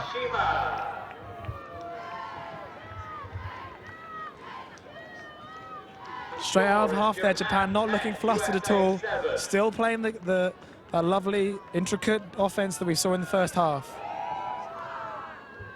I think I took the words right out of Andy's mouth there. Nothing to say from him. Yeah, so here, USA, I mean, I can start to guess the types of players they're going to get on the field. Really aggressive. These girls are gritty, super athletic. They're going to fight for this the whole way. At no point would you ever consider them to not back themselves and trust that they're going to come away with the win. That's looking like a really strong line out there. Of course, we know Verjou, but also number 5, where is she? Stevie Miller, really solid. And then is it 21? Number 21, Laura Chang, I think as well. I can see the Americans not being fazed by this at all, and just putting up some good discs, keeping the space on the field, and kind of showing Japan that if they want to win it, they're going to have to work through at this rate right the way through to the end. And this is a bit of a reshuffle from their first half at O-line. Alika Johnson played D on that last point, as did Jessie Schaffner, who played O for the second part of the first half. But you see that 10 and 22 lining up in the middle of the horizontal stack, still on the 2 key main cutters, Shira Stern and Jacqueline Verjou. So USA now on offense. Right there on the brick mark is 37, Henkin. Oh, I'm not able to keep a hold of it there. 21, Chang. Japan trying to break straight away. Bunch of fakes, eventually gets free, but a pick or foul is called. Disc was currently on Kodama.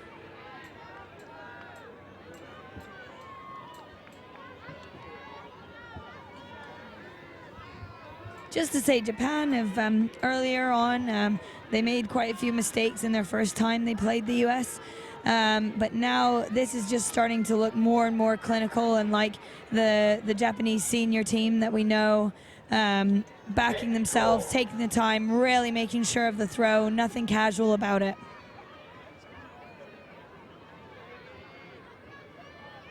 Bit of a long call here. Eventually tapped in. Number 8, Hinata, gets it to 21.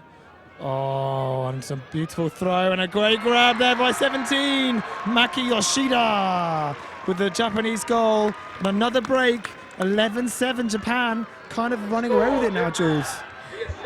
Yeah, I mean,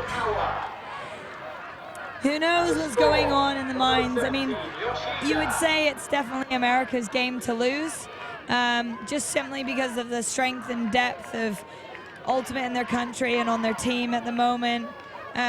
Like Andrew Hillman said, like I would never write them off ever, but it is looking a lot like Japan know exactly what they're here to do, and they're going to stick to it, and they're really forcing America to play their game, which the States need to not do. And we talked a lot about USA coming out and being aggressive and making Japan work really hard for their goals. And unfortunately, we had a short pull straight out of half, the big rolly one that came back, and then a short field turnover. And I think that's given Japan 2 really quick goals out of half. It's not the way I expected it, and it's going to be really difficult from now on. Just got a tweet here from Mike Lawler via Sean David Childers saying that they don't know who the female commentator is, but I've just told them that she's 100% right about the American Zone O.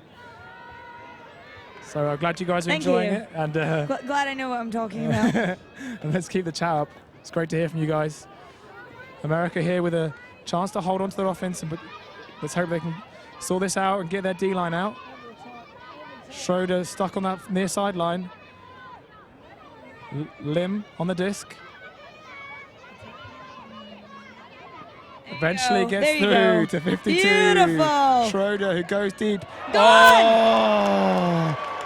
And a very nice bit of D played there, just tapping it around the American offensive player. 25, a lovely play. Kana Akazawa. And that's something Japan do so well. Their ability to read the disc is incredible. So very stationary bit of offense from the Japanese. Eventually, Akazawa getting free. Tashima back to Ito. They're not afraid to keep working this disc around. Like we've already mentioned, but they are happy to go deep as well. 91, Ogawa reading it perfectly, gaining 2/3 of the field with one throw. And patient enough to take the reset. Oh, but a nice bit of D from 35. Alaka Johnston. One of the Callahan Award nominees this year, showing her prowess there on defense. So Schroeder picking up. There's that Japan zone. Calls her to her 3 meters. I can hear Jules being frustrated a little bit with the US's offense on zone. They're not attacking, they're being very passive. Yeah, to really drag the Japanese out and get the space. Yes, this is what they need to do. And well read there, Michaela Meister. Jules very happy with the way they're now playing their offense, taking on the deep shot for the goal. 11-8. And the score for Michaela Meister. Beautiful grab and read by Michaela. Great strike. I mean, I think this is something that so many teams do against zones, is they think the deep is you need to kind of hang out there and it's never really an option.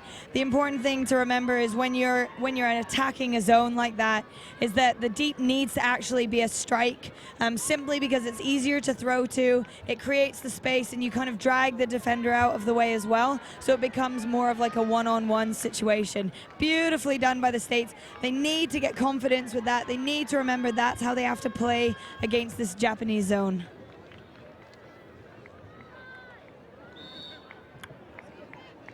The score here, 11-8 to Japan.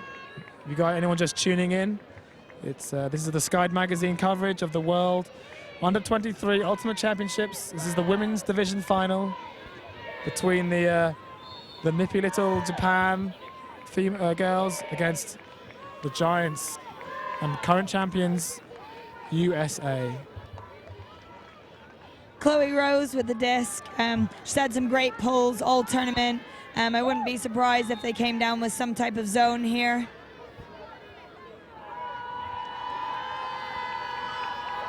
A very nice pull there from the Americans, deep in the end zone.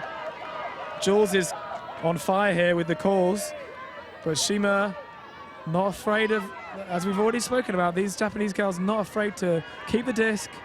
They've got such an arsenal of throws. Even if they're going backwards, are still not afraid of keeping hold of the disc. They're faking this hammer. Oh, but there's the potential problems with pushing back and running out of space. You get some miscommunications. Great decision by the States. That's exactly what they need. Before you know it, they'll have another point on the board and be closing that gap against the Japanese. Lisa Laurie taking her time. Wants to make sure of this. Keeping the Americans in the game. Swings it. And gets it straight back. Yes, beautiful. Well played there by the Americans. Taking the option. 100% option. 11-9. Japan. USA celebrating with a little bit of a dance. Look at Japan. Yeah? This doesn't mean anything to them. Smiles as a team, making their way back up that field. That's what when we talk about the mental side, building momentum as a team, keeping the faith, believing in your game plan and your options, keeping everyone focused. It's just something the Japanese do so well, but again, so do the States. And those girls have just shown a huge amount of grit and focus in that point. They could have easily have lost their heads, but instead they came out hard, and that's 2 points on the bounce. Yeah, we've already mentioned this in commentary over the week. Regardless of being scored on or scored against, the Japanese will always celebrate and keep their spirits high. And that's twice now that zone has really stifled the Japanese attack right in their end zone. And that will play on the minds of this O-line coming out now, that they might have a 2-point lead, but if they concede here, they're going to have to go back upwind against that zone, and it's going to be difficult. They'll be determined to get this downwind in. Jules is calling zone. We'll see what happens. Number 7, Ode is doing a fantastic work on the wing. She really sort of knows the space, trusts herself to find it. And wings can be crucial to really allow the wall to stay together, stop the passes coming through. And she's playing incredibly well in this position. Oh, Chloe Rose there with the pull straight out, coming in from the sideline there. A lovely bid by number 16, Megan Cousins. And a very strange drop there for Annie Streamer. We haven't seen any of that from this game. America here gonna potentially get a break back, and that's exactly what they need at this point in the game. There's Chloe with the reset. 24. Bethany Kayla gets it to 7. Ode back to Chloe. Chloe Rouse to Ode. There's this poach set again. Sorry, I'm being shouted at. Zone. Ode goes over the top into space. Lim and Cousins taking their time. Oh! And under a lot of pressure, Marisa Rafter with the goal. 11-10 to USA.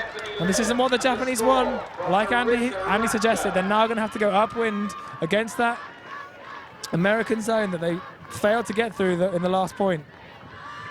Wow, and that just shows you where the States are coming from, what's behind them, the kind of pressure they've been under. And before you know it, it's 11-10 to Japan. America have gotten 3 points on the go with that zone. It's clearly working well for them. It's slowing the Japanese down. It's making them make these passes later on in the tournament when you're a little bit more fatigued. You've got the pressure of the crowds, and just incredible mental toughness and strength. And just like having played the States twice now with our team, something we noticed about them is they just never seem to be phased. They're kind of always in the game. The momentum doesn't really seem to affect them. It's kind of like a tide against a concrete wall. Like they're just there to play frisbee, stay focused point by point, and that is some great ultimate to see. So a timeout taken here, I presume by Japan, trying to slow down the Americans' momentum. Americans high in spirits. And Team Yellow, the game advisors, also having a bit of a huddle as well. Probably getting some rest here. They've had their work cut out for them. But not in this game. They've actually not been involved very much. So the calls all sorted out very cleanly by both teams.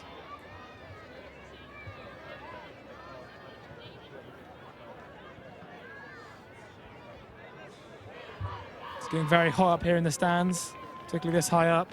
The crowd able to bring up water and beer, of course. And the winds died down a little bit, which is going to start to open up the game now at both ends of the field. I'd say with Japan, they need to remember their longer options to stop the Americans just sitting under on them.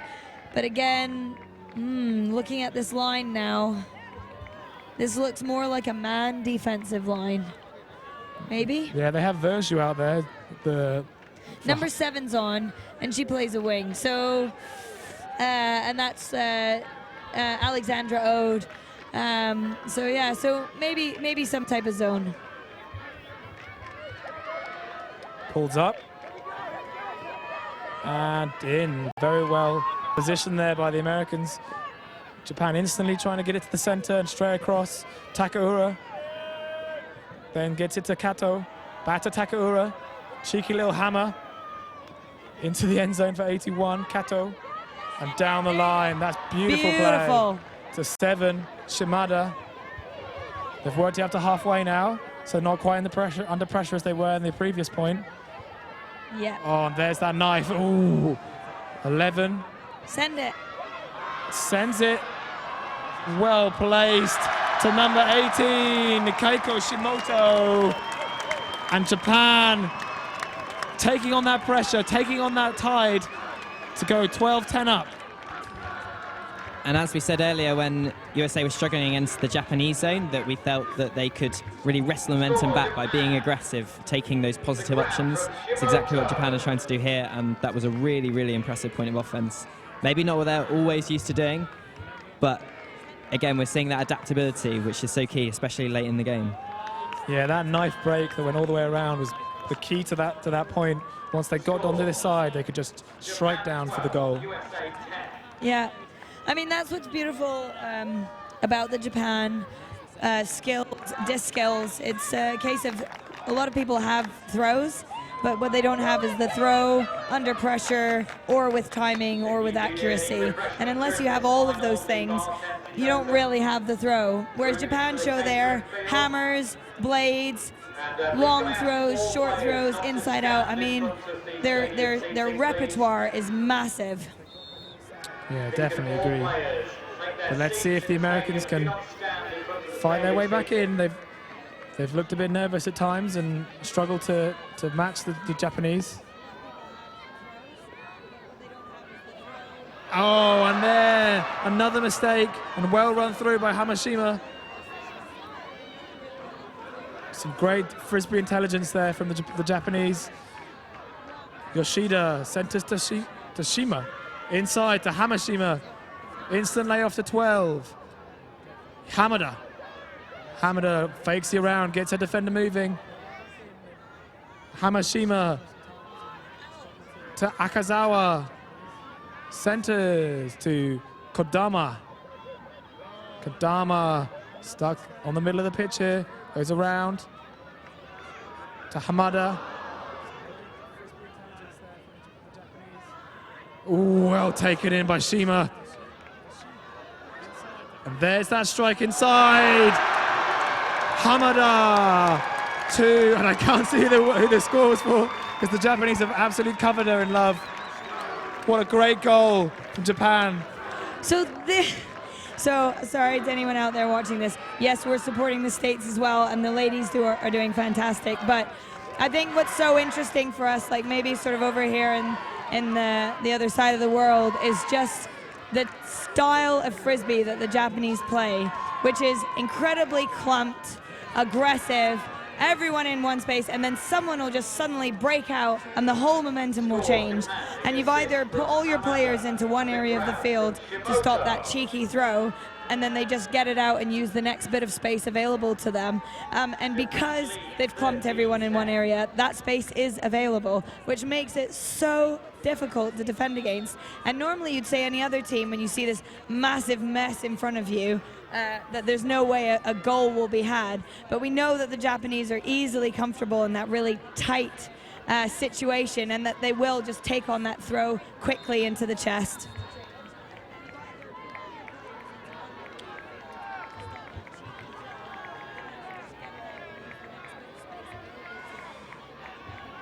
Games here, games to 17, as they have been throughout the tournament.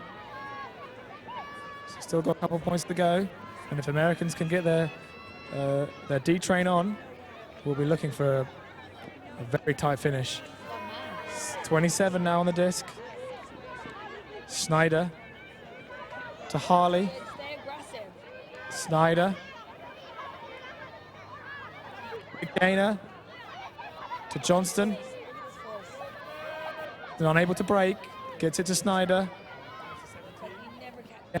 Just working this open side. Can't seem to get the breakout. Bruce resets the. Here they go. They've got it on the other side now. Finally, to Miller. Back to Harley. Only able to go sideways and not really much forward gain here. Johnston into the chest to Stern. Oh, and an overthrow to Johnston. Both players going down, but no call made. Well played by both teams there, but the defense of Japan just a bit tighter and a bit better. Yeah, both teams easily comfortable with this level of physicality. Kind of get that agreement early on in the game of what type of game you're going to have, and these girls just want it to be fair. They want it to be a good match, and I think any big sort of fouls that come out will be easily sorted. Oh, and just while Jules was talking there, the disc went up. It looked like it was on, but the American caught up, made a fantastic play. That's number 8, Harley, saving the point for the Americans. But yet again, they're in their own half. And Japan have played some great defense. The forcing here, incredible. So, it's Miller. Over to 35 Johnston. Oh, and faked out her player, but couldn't get it off to anyone. Goes down the line to a stationary Bruce. Wow, Johnston. No call. Lovely block then for number 21.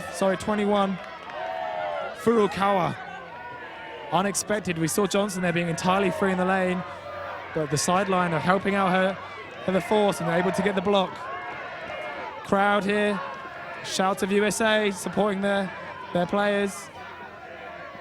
Nishikawa.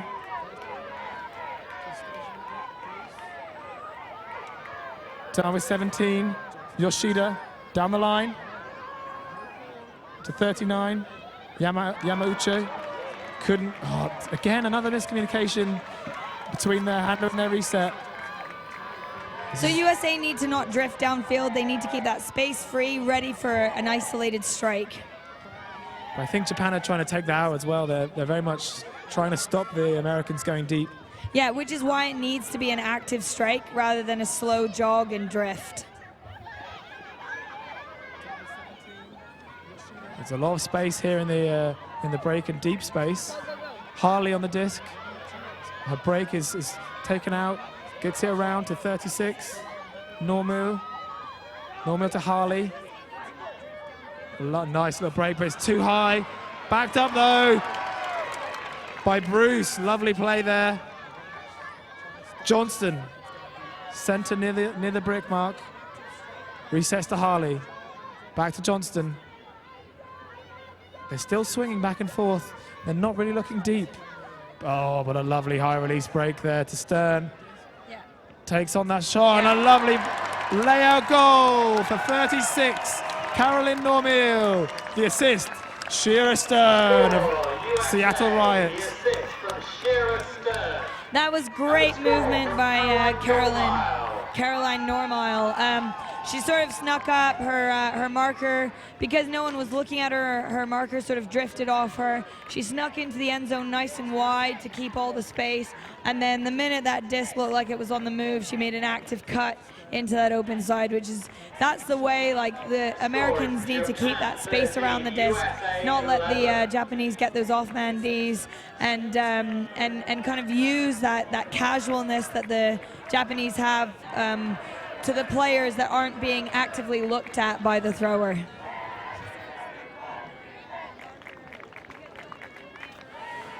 On the near sideline, you probably can't see on the stream, but we can see the USA mixed team who have just won their division in a very good game against the Australians, supporting their female compatriots. Later on, we'll see the men's team playing Canada in the open division. Japan now coming out on offense, 13-1 up at the moment.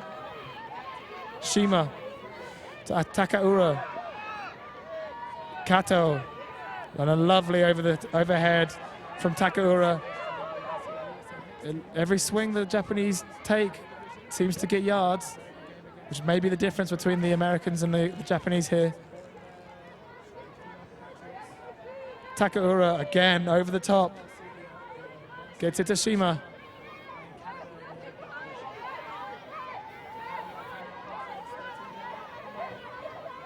They're looking for that hammer every time. Looks to be the key they need to unlock the door of the USA Zone D.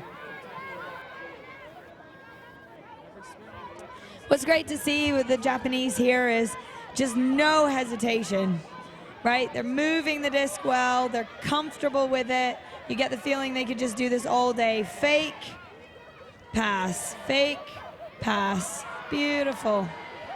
I do think the American zone here is being very effective, though. They so far haven't got past the brick mark, similar to the Americans going the other way against the Japan zone. But all they're doing here, I'd say, is they're just tiring out the zone, trying to get the gaps to open up, moving. Like, this is just really, really beautiful. I'd say any females out there watching this, I mean, if you've got the ability to have these disc skills, you're on your way. Oh, and that's exactly what they were waiting for.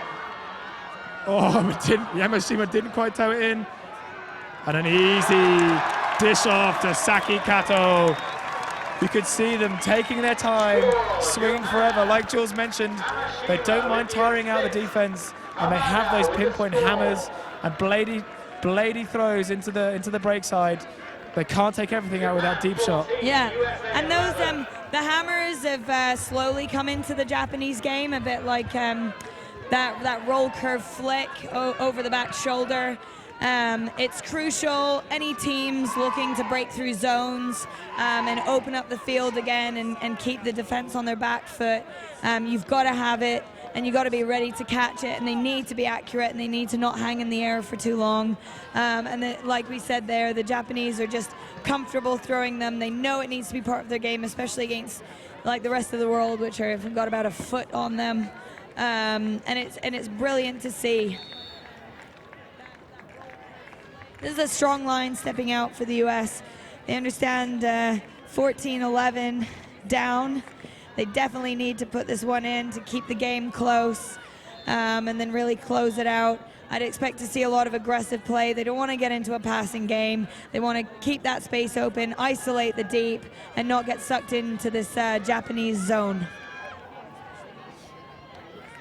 We've had a bit of information from, and a pretty bad miscommunication there between Snyder and Schroeder.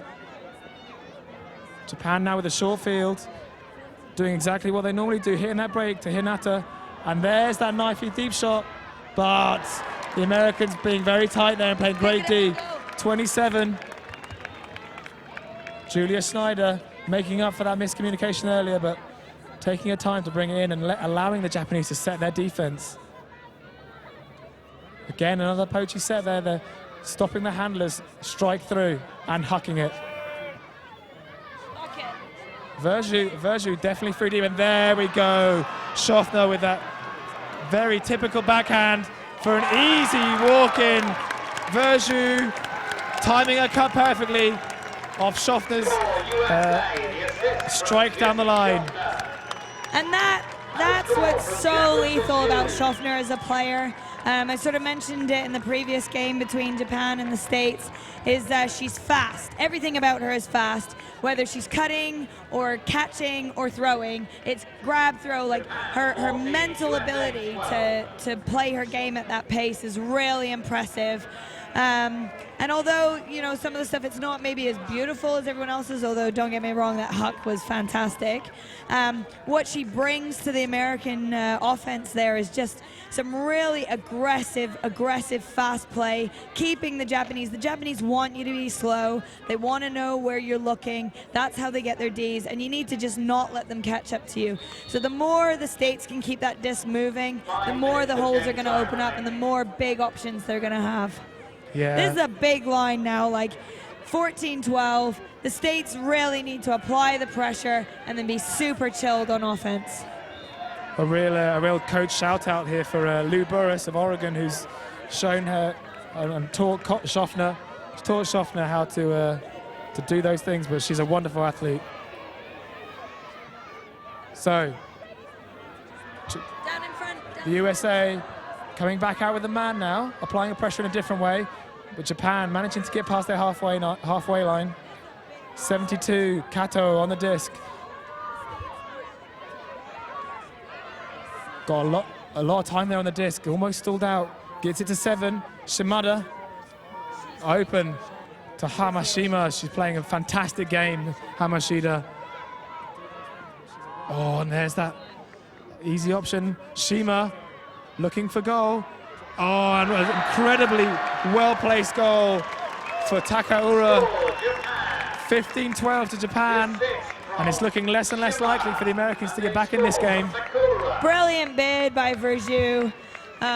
Again, like we said with these passes that the Japanese do down the line, is they make sure to keep it high so they're catching it at arm's length around head height, which makes it really difficult to get a good defensive block. If that had been any lower, Verju would have been in there stopping the throw. And the Japanese know that, and that's something that they brought to their game the more they came over and started to play the States, is they realized that where they need to pass that disc has to change to limit the opportunities that the States have to get a block on them, because they know what these girls are like. They know they're going to put their bodies on the line for that disc, and they know they're going to be under pressure every time they catch. 9-0 Yuri Hamashima was really crucial during that point. You see her getting involved on the disc, but also her off-disc movement is really important. She provides a lot of the depth to that Japanese offense. She's the one that tends to stretch it deep, and then she'll still come under and gain those yards for them.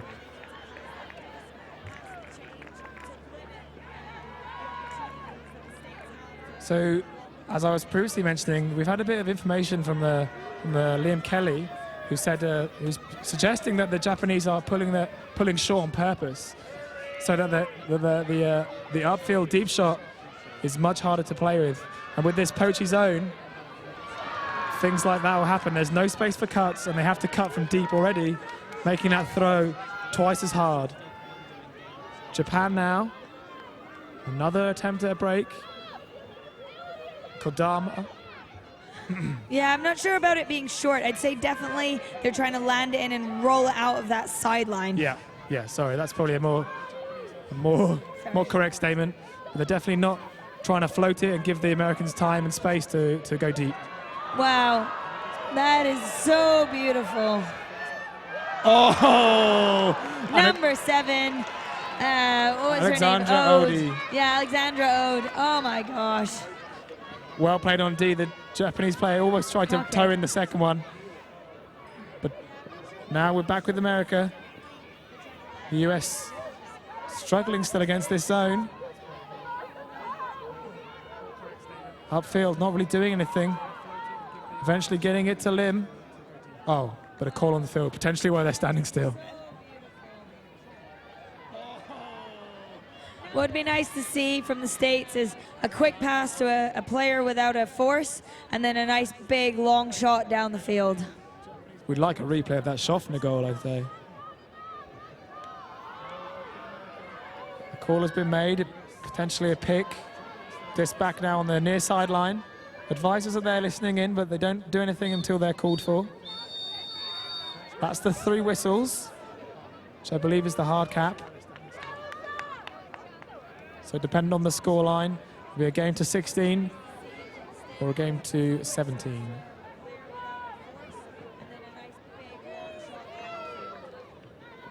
Lim gets it around to Harley, well brought in.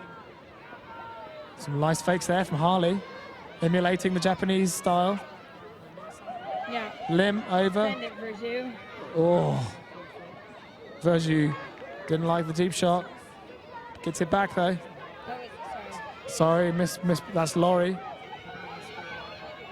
Odie to Laurie. Aggressive. And there we go, that deep shot, but straight to a Japanese player. Not enough loft, straight into the path of the Japanese player.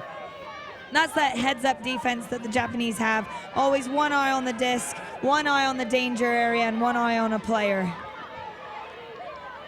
So Japan now working it up. A lovely break there from number 8, Hinata. Gets it to Kodama. Again, what the Americans have struggled all game to stop that inside break. And they've done it again to take advantage. Down the break side. Another Japanese goal. 16-12. But there's a call on the field. It's pick. It's being signaled there from Laurie. Japan having to run off. They've celebrated a bit prematurely there. I love the Japanese celebrations.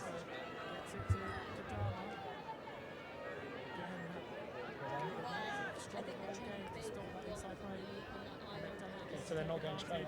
Down the break side.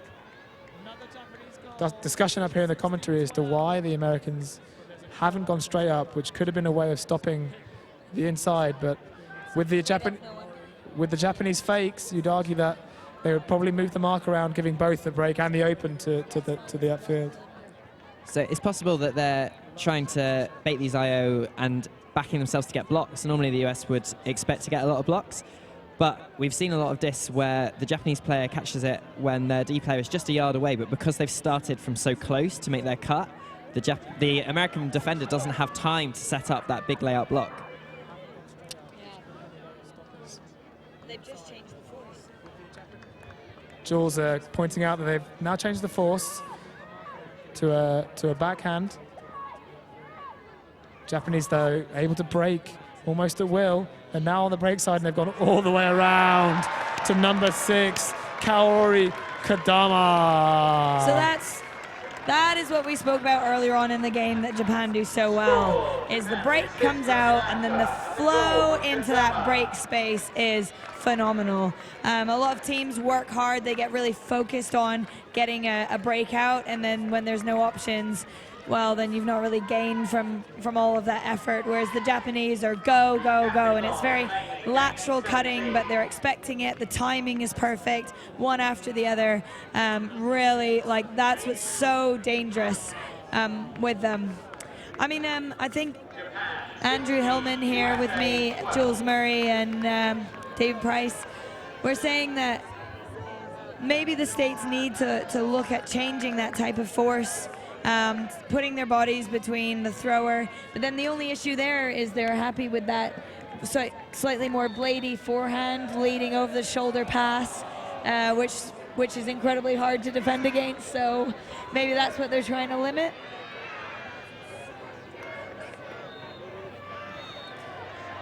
We think we're pretty sure here it's game to 17. Japan put into the US. They've got a very big line out here, both in height and in experience and play. Johnston gets it in. A lovely break from Normile to Schaffner. Oh, and there we go. So aggressive, beautiful. Both of those players. That was Schaffner. And to Verju. Verju. Yeah. See, oh. Gets it to Normiel. Swings it over to Verju. Oh, and there we go. There's that lovely See break to Schaffner. 24.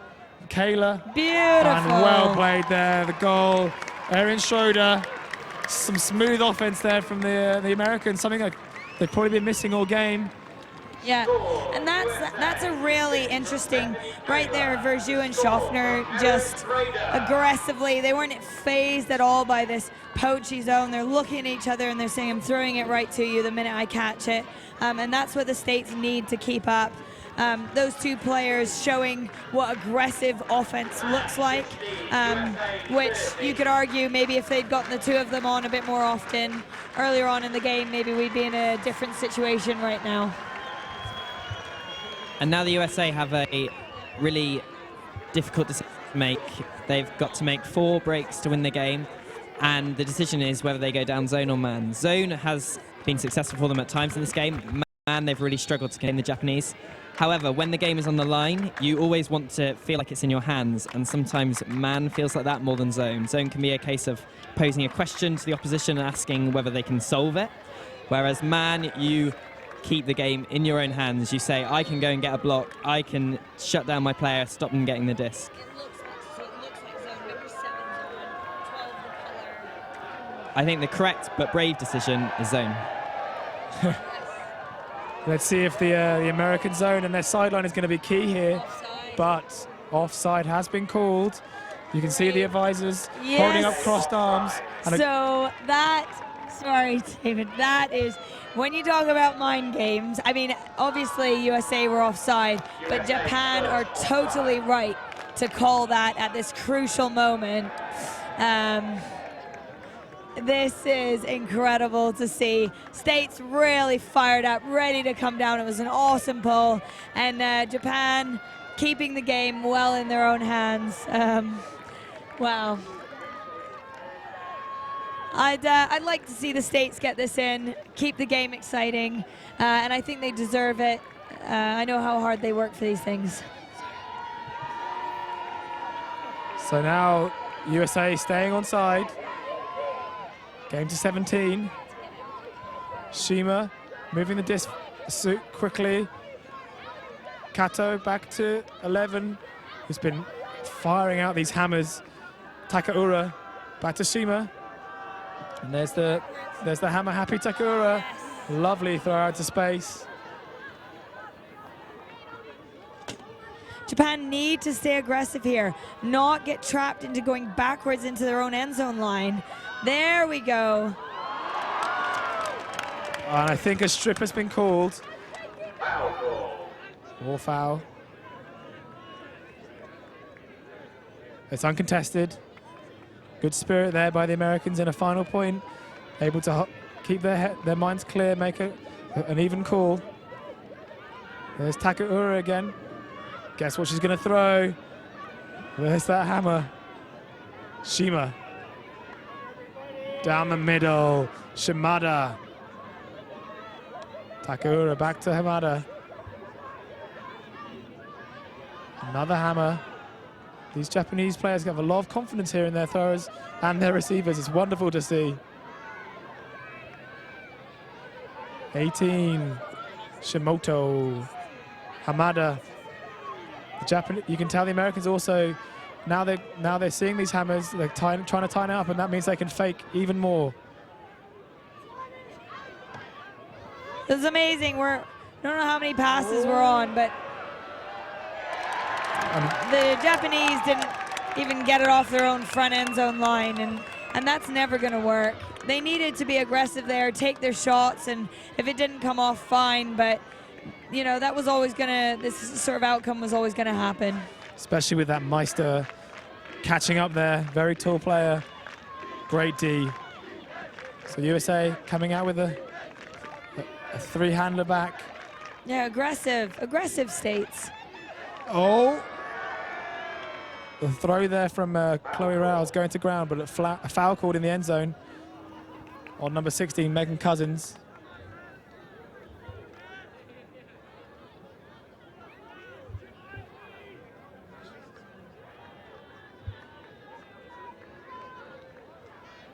Looks like it's uncontested.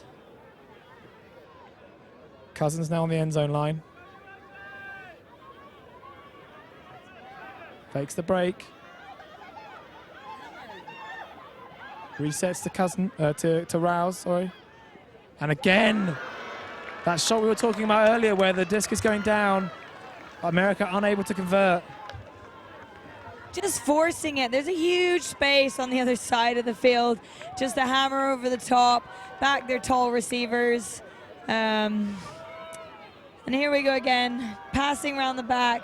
Japan have got to throw and go. Throw and move with it and not get cornered into the back of that end zone. Yeah, again, another hammer from both Takaura and Hamada.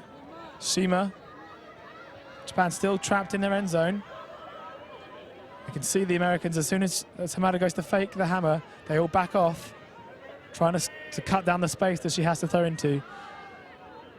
Hamada, the hammer, across to Shima. Take a shot. Jules wanting them to take on a deep shot. This might be on now, and there we go. Oh, almost slipped and missed it, but well read by 18. Shimoto. Beautiful. Across the pitch now to Hamashima. End zone sideline streaming down to the end zone. Hamada. A man free there, deep for a second. And goes for that knife and for the win, but no! Didn't fancy the bid. Bit too far away for her, but at least now they've turned on the Americans' end zone line. But that's the aggressive play against that zone that Japan need to keep. You still see them smiling. There's no aggression out there. They love each other. They trust each other. It's really impressive to see. I know so many teams when you've turned over just on your own end zone line, that the looks and everything else, and they're just smiling. Look at that love they have for each other, flooding onto the field. They believe they can do it, and they've really kind of backed the USA into a corner here. I'd say this is where USA need to not mess around with passing this disc around the back. They need to get it out of this hole, get it down the field, and if need be, trust their zone to get a block for them back in that end zone again. Yeah, they're definitely stuck in a corner here, Jules. But a timeout called by the USA. Working out what play they're going to play. You can see they're huddled in two separate huddles. The 7 on the pitch. So what we reckon is Japan might become a sort of zony here. Definitely going to see a slightly more flatter, straight up mark that they're going to step off. They're going to step off the handlers. They're going to want the States to make those backward passes around the back, just to up the kind of the likelihood of a turnover, and that nervousness being in this situation. But the minute those handlers step forward and looking aggressive, then they'll get really tight on it. Quite a quick timeout there by the USA. Advisors weren't quite ready, having to run across the pitch. Swinging straight away to Laurie. Across to Rouse. Japanese always trying to take out that immediate option.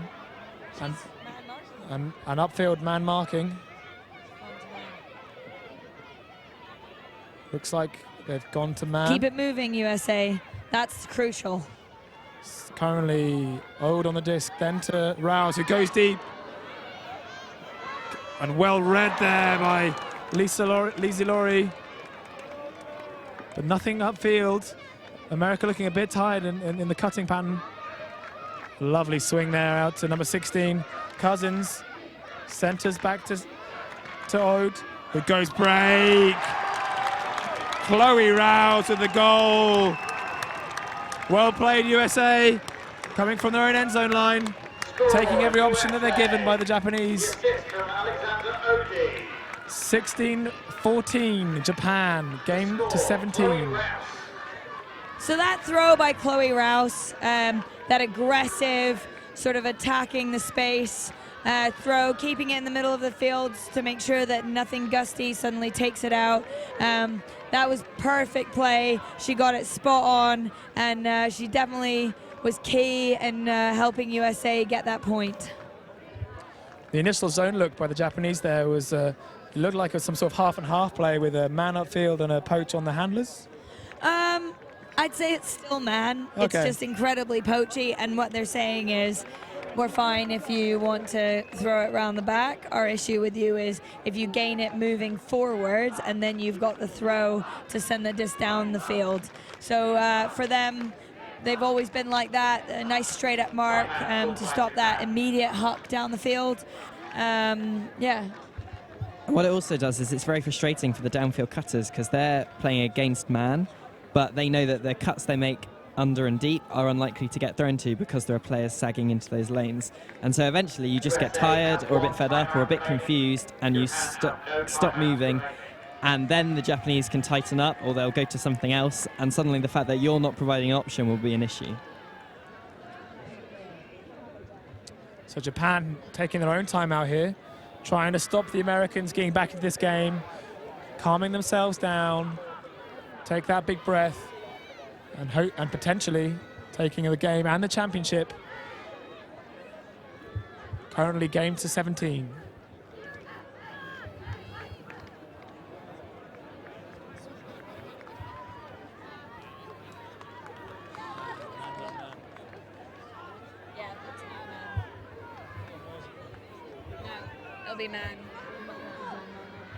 So we're predicting man up here by the States.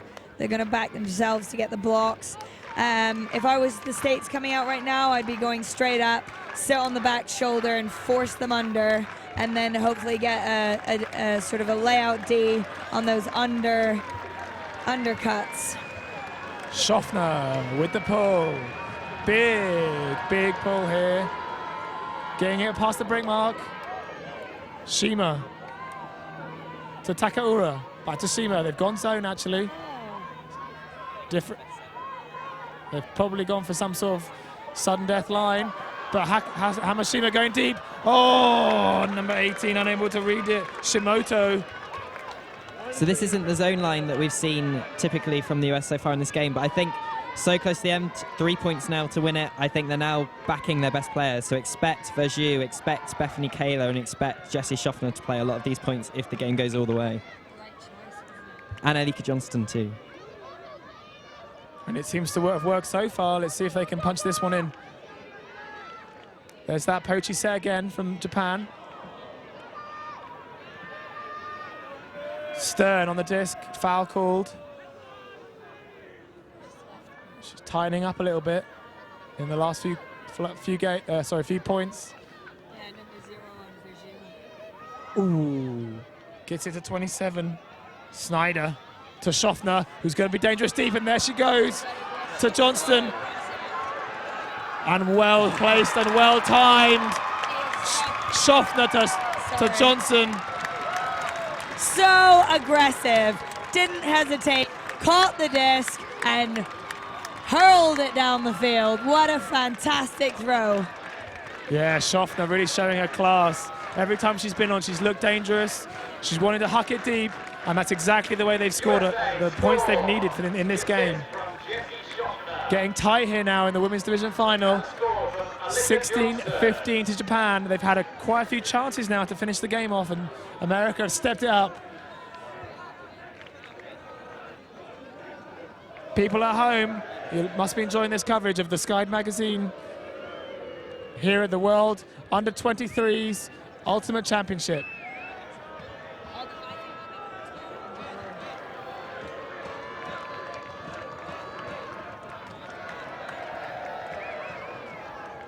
Crowd are really enjoying this game here. We've now got a few Mexican waves going on. Advisors speeding up the Americans there. So it's a fairly similar line to the last point. Stephanie Lim has come on, but we still see Verjus, Bethany Kaler, Jessie Schaffner still on, and Elika Johnston. So exactly what I said. Schaffner pulling. And the float is great on that. Keeping it in is a key as well. Applying pressure. They've gone with this zone again. Japan hammered her with that hammer. To Shima. Yes, going aggressive down the middle. Keeps attacking those small holes. Back to Shima, they're up to the brick mark. Hamada. Cheeky hammer to half. Reset to Hamada, to Shima. Going backwards a little. Ooh, and fakes the deep shot. Shima. Back to Kato. Going down this near sideline. Shima. Hamada. Around. Under pressure by Schaffner, but now out of position. She's got to get back. Hamada. Hamada Kato. Kato to Shima. Shima. Ooh, fakes that. Shimada to Shino. It's a free man right there. Date to Shima. Hamada. Lovely low fake. Handbrake. Hamashima. Kato. Back to Shima. Hamada. Oof, to Date. Shima. Back to Date again. Making sure. Shima. Hamada. Shimoto. Shima. Kato. Shima. Back. Oh, fakes to Kato. Kato are striking in. That's what they need to do. They need to attack into that cup. Hamada. Oh, and a deep cut went. Shima. Oh, and there we go. They're going down the inside. Currently with Shimada. Nothing on it. No pressure on it at the minute. No force. But they're not worried about that. America have transitioned to man now. Kato on the disc to Shimo. Down the line. Oh, doesn't like that option. Back to Shima. The Japanese want to be sure of this. Shimada for the goal. And it's too easy. Takaura with the final goal and the championship. Japan win 17-5. The elation, the joy. What a wonderful game we've had here. The crowd loving it. America had a bit of a late surge there. Wow, what a game. Both teams, well done. You've entertained all of us. We've seen some brilliant disc skills, some phenomenal defense, big throws, big grabs. I mean, just incredible. And to think that this is only under 23s, I'm definitely glad I'm now retiring. No way could I keep up with this. It's just incredible to see. Japan have worked so hard, and so have the States. I mean, one team's got to be a loser, and today it is the States. I thought it was going to be a clean sweep with the States across the board. So well done to Japan, showing their class, showing their adaptability under pressure, and trusting their systems. But well done to the States as well. You've really treated us to a phenomenal game, ladies. You should be proud of yourselves. I know it's gutting to be out there at the time, but trust me, that silver medal is going to feel fantastic around your neck, and you're never going to forget this moment. Yes, well played, both teams. If I was to pick a standout player, it would have to be Hamashima, Zero, and potentially even Shima. And Rishima. They've been great at both ends of the pitch. Stand out in statistics, stand out in the game. Well played, Japan. Have a safe trip home, and congratulations on the win. You've been tuning in here to Sky Magazine with David Price, Jules Murray, and Andrew Hillman. The medals will be given out now, but we'll be back with the Open final in a while. Thanks very much, folks. Catch you later.